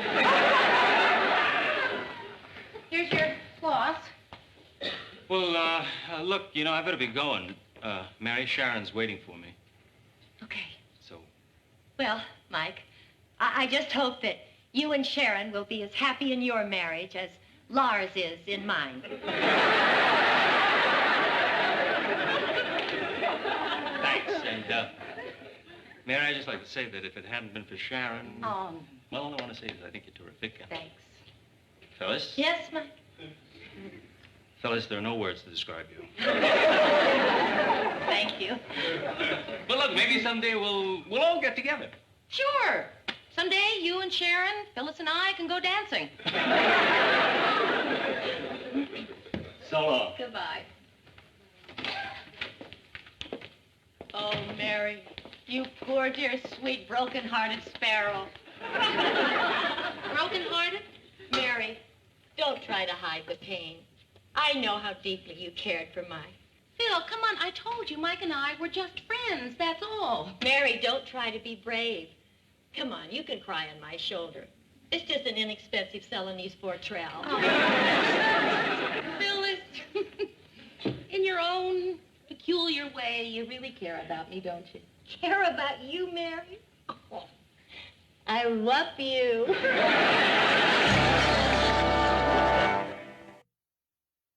I've been thinking. You know that platonic relationship that Lars and Phyllis and Mike were having? What do you call that, open marriage? Yeah? Well, maybe that would be a good idea for a documentary. You know, it might be. Huh? No, I don't like it, Lou. Huh? No, I don't go for the idea of married people dating other people on a purely friendly basis. Oh, come on, Murray. Hasn't there ever been a woman in your life who was a friend and a companion without any physical contact? Yeah, my wife.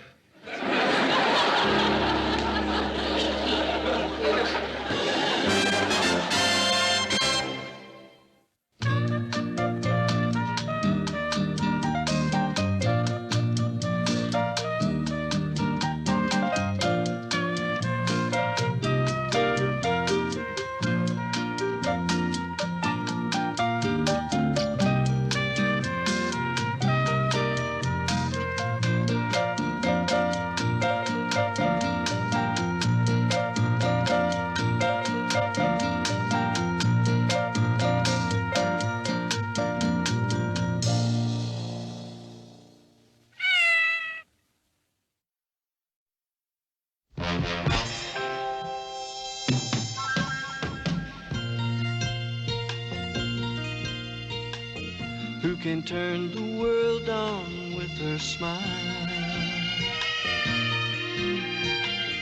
who can take a nothing day and suddenly make it all seem worthwhile. Well, it's you, girl, and you should know it.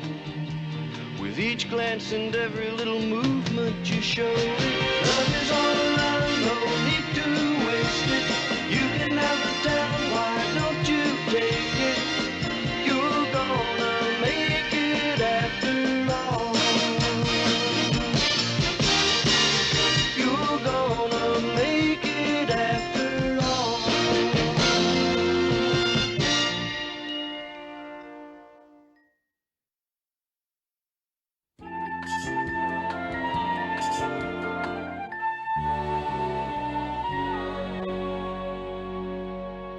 Say, Mayor, remember we were talking last week about coming up with a new opening for Ted? Yeah. Well, I think I've got something here. What do you think about it? Good evening. This is Ted Baxter with news from around the world and around the corner. Yeah, I like it. That's pretty good. Yeah, I think it works. Yeah, maybe we'll try it out next week. Try what out next week? Oh, well, it's a new catchphrase that Murray came up with to open the show. Oh, yeah? Can I see it? Sure. Good evening, this is Ted Baxter with news from around the world and around the corner. I like it. I really like it. I'm not so sure about it anymore. Oh, I mean it, Murr. It's good. It's better than good. It's me. You son of a gun, you did it again. Thanks. Say, can I take this with me? Take it home over the weekend and learn it? Around the world and around the corner. Gosh darn, this is good. Yeah, all I have to do is get Mr. Grant to sign these, and then I'm out of here. Oh, Murr. Yeah? One little thing. You think it'd be much better if I reversed it? I mean, instead of saying around the world and around the corner, I said news from around the corner and around the world? No, I don't think so, Ted. You don't think I have a little more pizzazz the other way? No, Ted, I thought it was good the way you said it the first time. Yeah, well, you're probably right. Well, see you Monday. Yeah. Gosh, that is good. Well, that does it for me. Got any plans for the weekend? Oh, yeah. Saturday, I've got to go to the dentist. I've got to put up the storm windows and unclog a drain in the kids' bathroom. And then Sunday, I'm going to do some of the unpleasant chores I've been putting off.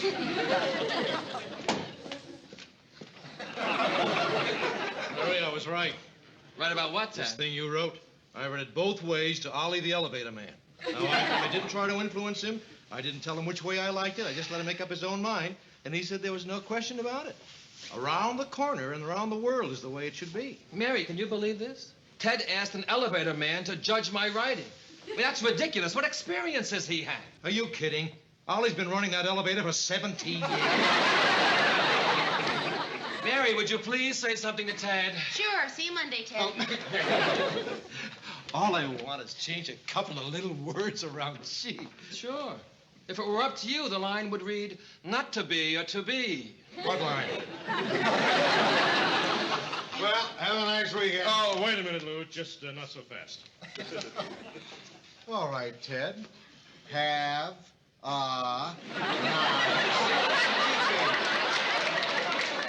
Is that better, Ted? What I meant was, Lou, we need an executive decision here. Well, make it fast. I got a poker game. What's the problem, Mary? Well, Murray came up with a new opening for the show. It goes, good evening, this is Ted Baxter with news from around the world and around the corner, only Ted wants it to be around the corner and around the world.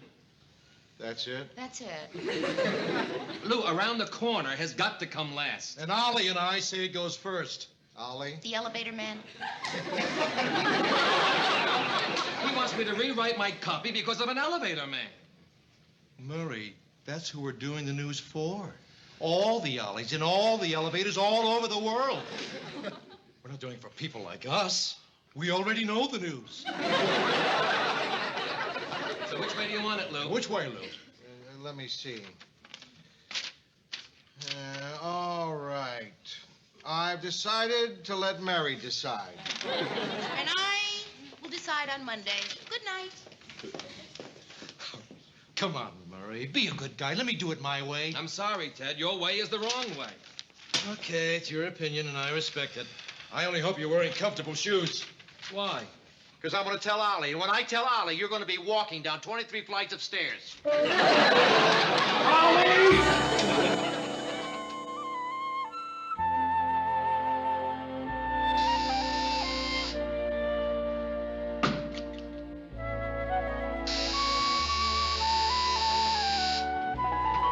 it? Murray! Murray. Hi. Oh, hey, I got you out of your bed. I'm sorry. No, that's okay. Listen, I was in there too long anyway. Oh. My fingers were getting all wrinkled. Yeah. It's funny how fingers do that. Other parts of the body don't do that. Yeah, well, no, I think the toes do, too. Listen, Yeah, you're right. Mur, why don't you sit down and I'll just put something No, on. I'm only going to be a minute, Mayor. I just came from the dentist, and I thought I'd stop by and apologize. For what? Well, for that whole thing in the office, you know, and changing the words all around. Oh, Murray, come on. You don't I have don't to know why I got so apologize. upset, you know, over such a little thing around the world, around the corner. What difference does it make? Yeah.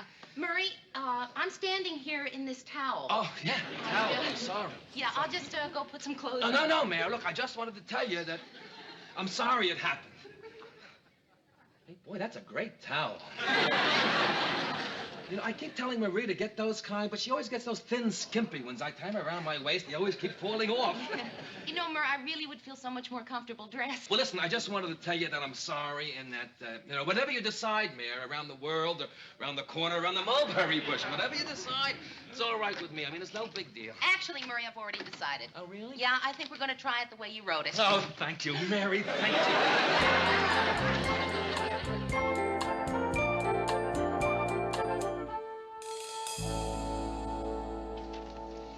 The Weather Bureau says the snowstorm should continue until tomorrow morning, and we might get as much as 16 inches. Wow.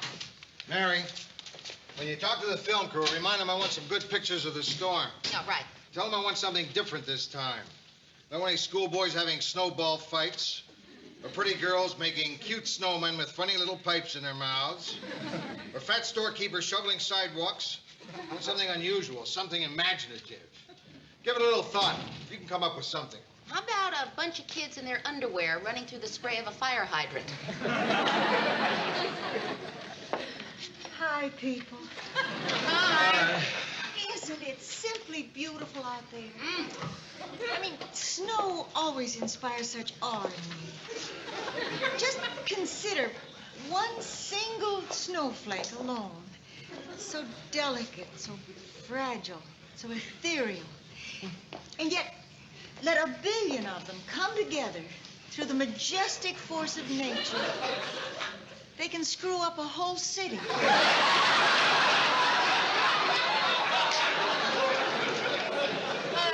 Ann, why are you wearing a Santa Claus apron? Oh, I just finished taping a special on Christmas dinner in many lands. I call it Yuletide Yummies for worldwide tummies. Christmas show. This is only November. Oh, I always take my Christmas show in advance. That way I can spend the season of joy and goodwill with my only sister in Florida. Oh, that's nice. She's kind of a creep, but she's got a pool. I have cooked all these wonderful Christmas dishes from different countries, and I wanted to invite you all to come on down after your broadcast. And I thought between courses we could sing some carols and play Christmas games. Oh, there's this wonderful game from Finland. No. For that, you need 3 little boys and a peasant's wife. But there are so many more. Mary? Oh, gee, Sue Ann, that sounds like a lot of fun, but I'm meeting someone at the theater. Oh, Murray. Gee, I'd love to come, Sue Ann, but we're having some people over for bridge tonight. Lou? Well, I'm not doing anything tonight, Sue Ann. Then you'll come. No. Why? Why? I hate that sort of stuff. Well, maybe next year. Right. Well, keep it open. Oh, Mr. Grant, you should have gone. I bet she made a wonderful dinner. I think Lou's afraid he might be the dessert. Where you been? You're on the air in a few minutes. Lou, you won't believe what I've been through. My car got stuck in a snowdrift. Called a tow truck, it never came. Georgette's still in the car waiting for it. You left left Georgette all alone in the car?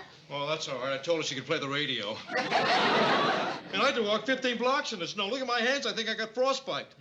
What happened? Your mother pin your mittens to your other coats? Here's your copy. You better get into the studio. Any word from the Board of Education about closing the schools tomorrow? No, but I'll check with them again before the show's Oh, over. Merle, wait a minute. You didn't change the opening around. It still says around the world and around the corner. Well, I didn't have to change it, Ted. Mary decided to do it that way. Yeah, I thought it over, and I decided that we would do it the way Murray wrote it. Well, Murray may have written it and you may have thought it over, but I'm the one that has to say it. And I can't say it. Ted, of course No, you can. I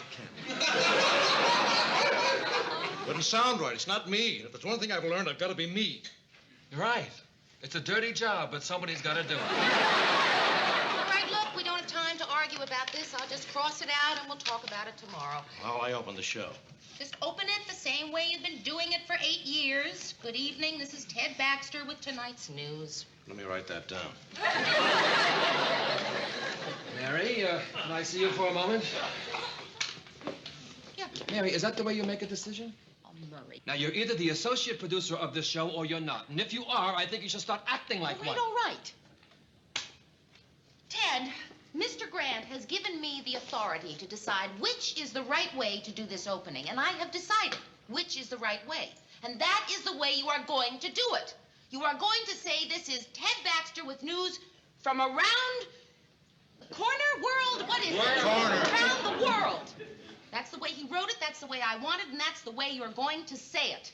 That's the way you're going to say it, please. Please. Okay. Is that the way you exercise authority? Please? What happened to pretty please? Oh, come on, Murray, what do you want? Excuse me. I'm sorry to interrupt, but could anyone tell me why our show is on the air and Ted isn't? Mary was... Oh! I can't believe it. We're opening the show with a picture of an empty studio. You know, I don't think I've ever enjoyed our show so much. Good evening. This is Ted Baxter with tonight's news from around the corner and around the world. I'll be right back right after this commercial message. I knew he'd do it his way. I knew it, I knew it, I knew it. Will someone please tell me what's going on here? I'll tell you what's going on here. I'm quitting. Oh, come on, Murray, you're not going to quit over 2 dumb little words. And besides, I'm sure it was an accident. You saw how many times I had to cross it out. He just got confused. I'm sure he didn't mean it. Oh, say, Murray.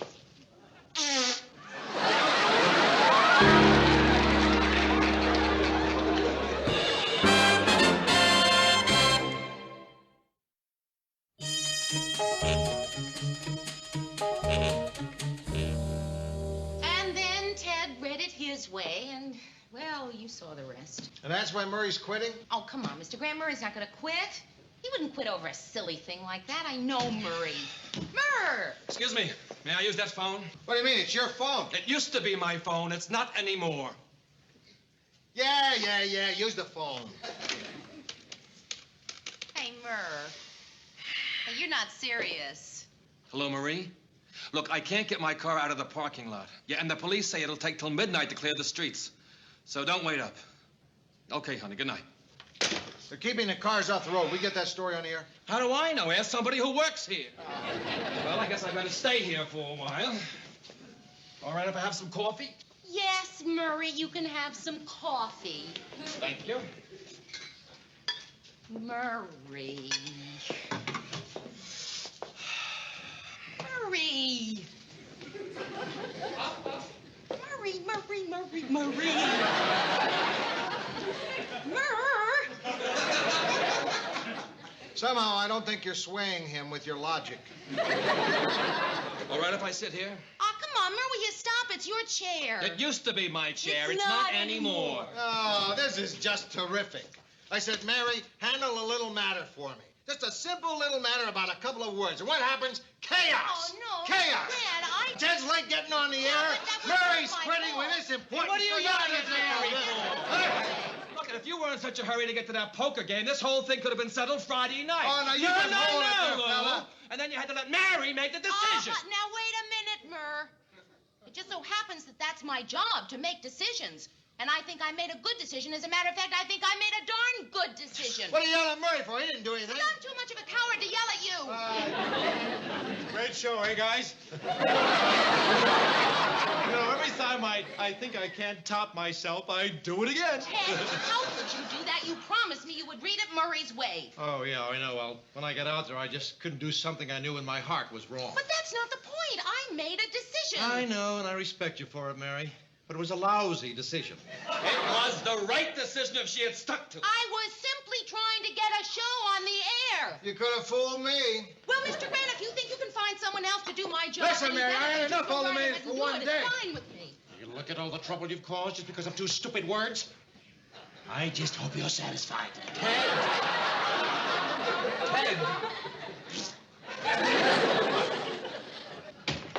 Hi, have you heard? We're snowed in. They don't expect to have the streets cleared till 2 in the morning. Just think we're going to be spending the whole evening together. Isn't that wonderful? Oh, just wonderful. Well, now we can have our Christmas dinner after all. Christmas? Whatever happened to Thanksgiving? Listen, Sue Ann, I really don't feel like that sort of Yeah, thing. I'm not really in the mood for any kind of Christmas People. dinner. Now, you're going to have to eat sometime. The choice is yours.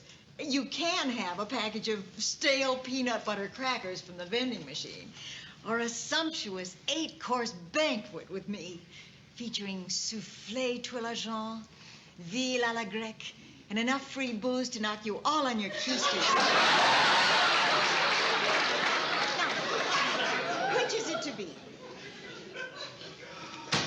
Oh, that's the idea. Come on, our international Christmas feast awaits. Hurry, Ted. We don't want the Yorta talk to get cold. Hello, everybody. Come on, Georgette. Where are we going? Christmas dinner. Oh, Ted, just once, couldn't we please pay the full price and have it on December 25th?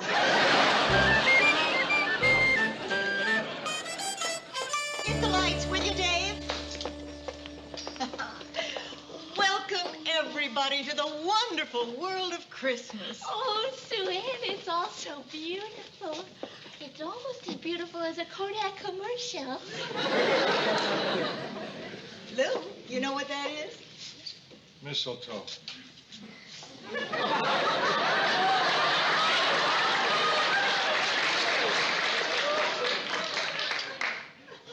Actually, it's asparagus fern, but what the hell? All right, everybody, come take your seats. Now, Murray, why don't you sit right there? Mary, you can sit next to Murray. Georgette, why don't you sit next to Murray? Okay. Oh, all right. And then, Ted, you sit next to Georgette. Mary, you can sit next to Ted. Sue Ann, why don't you sit next to Ted? All right, I'll sit next to Ted. Lou, you sit here next to me. And I'll just take my place here. Now then. Pretty hats. What are they for, Sue Ann? Well, when I taped my special, each time I created a different dish from a different country, I wore a different hat. And I thought it would be such fun if we each wore one during dinner. I'm a little Dutch girl. Oh, and I'm a little Scottish girl. Here, Ted, put this one on. I'm not wearing any hat. Come on, where's your Christmas spirit? It's not Christmas. It isn't here, then. Now, come on, everybody. Wear your hats, Lou. Put on your sombrero. You too, Murray. Mary, your helmet.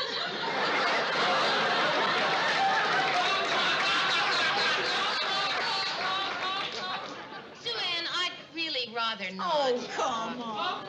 Listen, Sue Ann, we don't want to wear any funny hats. We're not children. Well, of course you're not. But if you don't put on your hats, you can't have any dinner.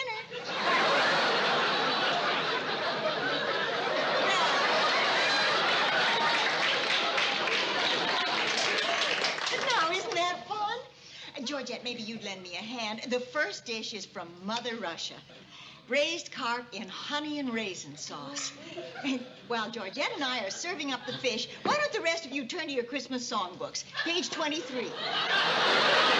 It's not Christmas, it's November. We don't want to sing any Christmas carols. Oh, it's all right, Lou. They're non-denominational. Who elected you spokesman for the rest of us, Lou? If we want to sing, we'll sing. And I want to sing, so let's sing. Now you see Murray starting to get the Christmas spirit. Well, I'm with Lou. No, you're not, Ted. Mary, what do you think? Do we sing or don't we? I leave the decision up to you. Think you can handle it, Mary? Let's sing. Wonderful. All right, now, all together. On the first day of Christmas, my true love gave to me. Murray. A partridge in a pear tree. On the second day of Christmas, my true love gave to me. Ted. Maybe he wants to study it over the weekend.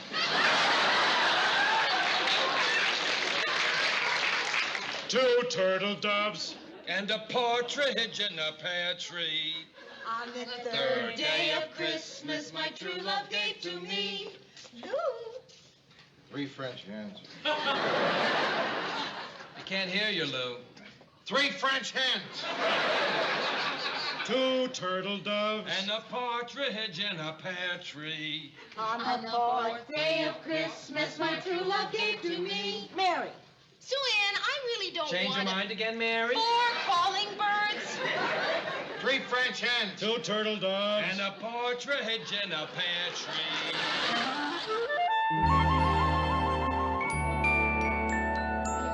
Day of Christmas, my true love gave to me. 11 pipers piping. 10 lords a-leaping. 9 ladies dancing. 8 maids a milking. 7 swans a swimming. 6 geese a-laying. 5 golden rings. 4 calling birds. Listen, Sue Ann, I have something to say. I know. 3 French hens. Besides 3 French hens. 2 turtle doves. Will you hold it? Listen, Sue Ann, I've had it.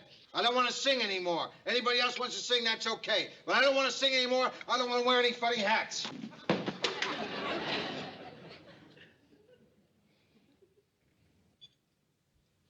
Well, we might as well start our Christmas dinner. Even if it isn't exactly Christmas.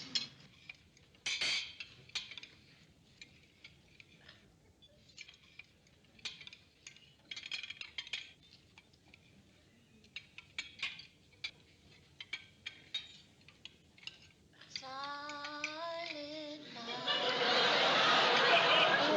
holy night, all is calm, all is bright, round yon virgin mother and child, holy infant so tender and mild, sleep in heavenly peace, sleep in heavenly peace. Can anyone remember why we were angry with each other?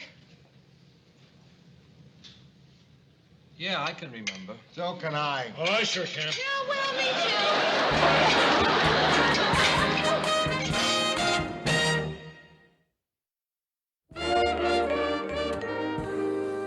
Oh, Sue Ann, that was the best Christmas dinner I ever had. Oh, thank you.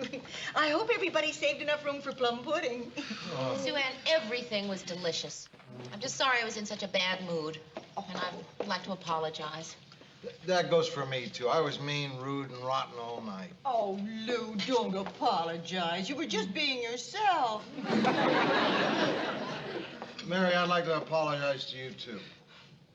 I have the feeling everybody would like to apologize to everybody. Yeah, you're right, Mary. How could we have been so lousy to each other? And on Christmas of all days. Deck balls with boughs of holly. Fa la la la la la la la. Oh. 'Tis the season to be jolly. Fa la la la la la la la la. We now are feeling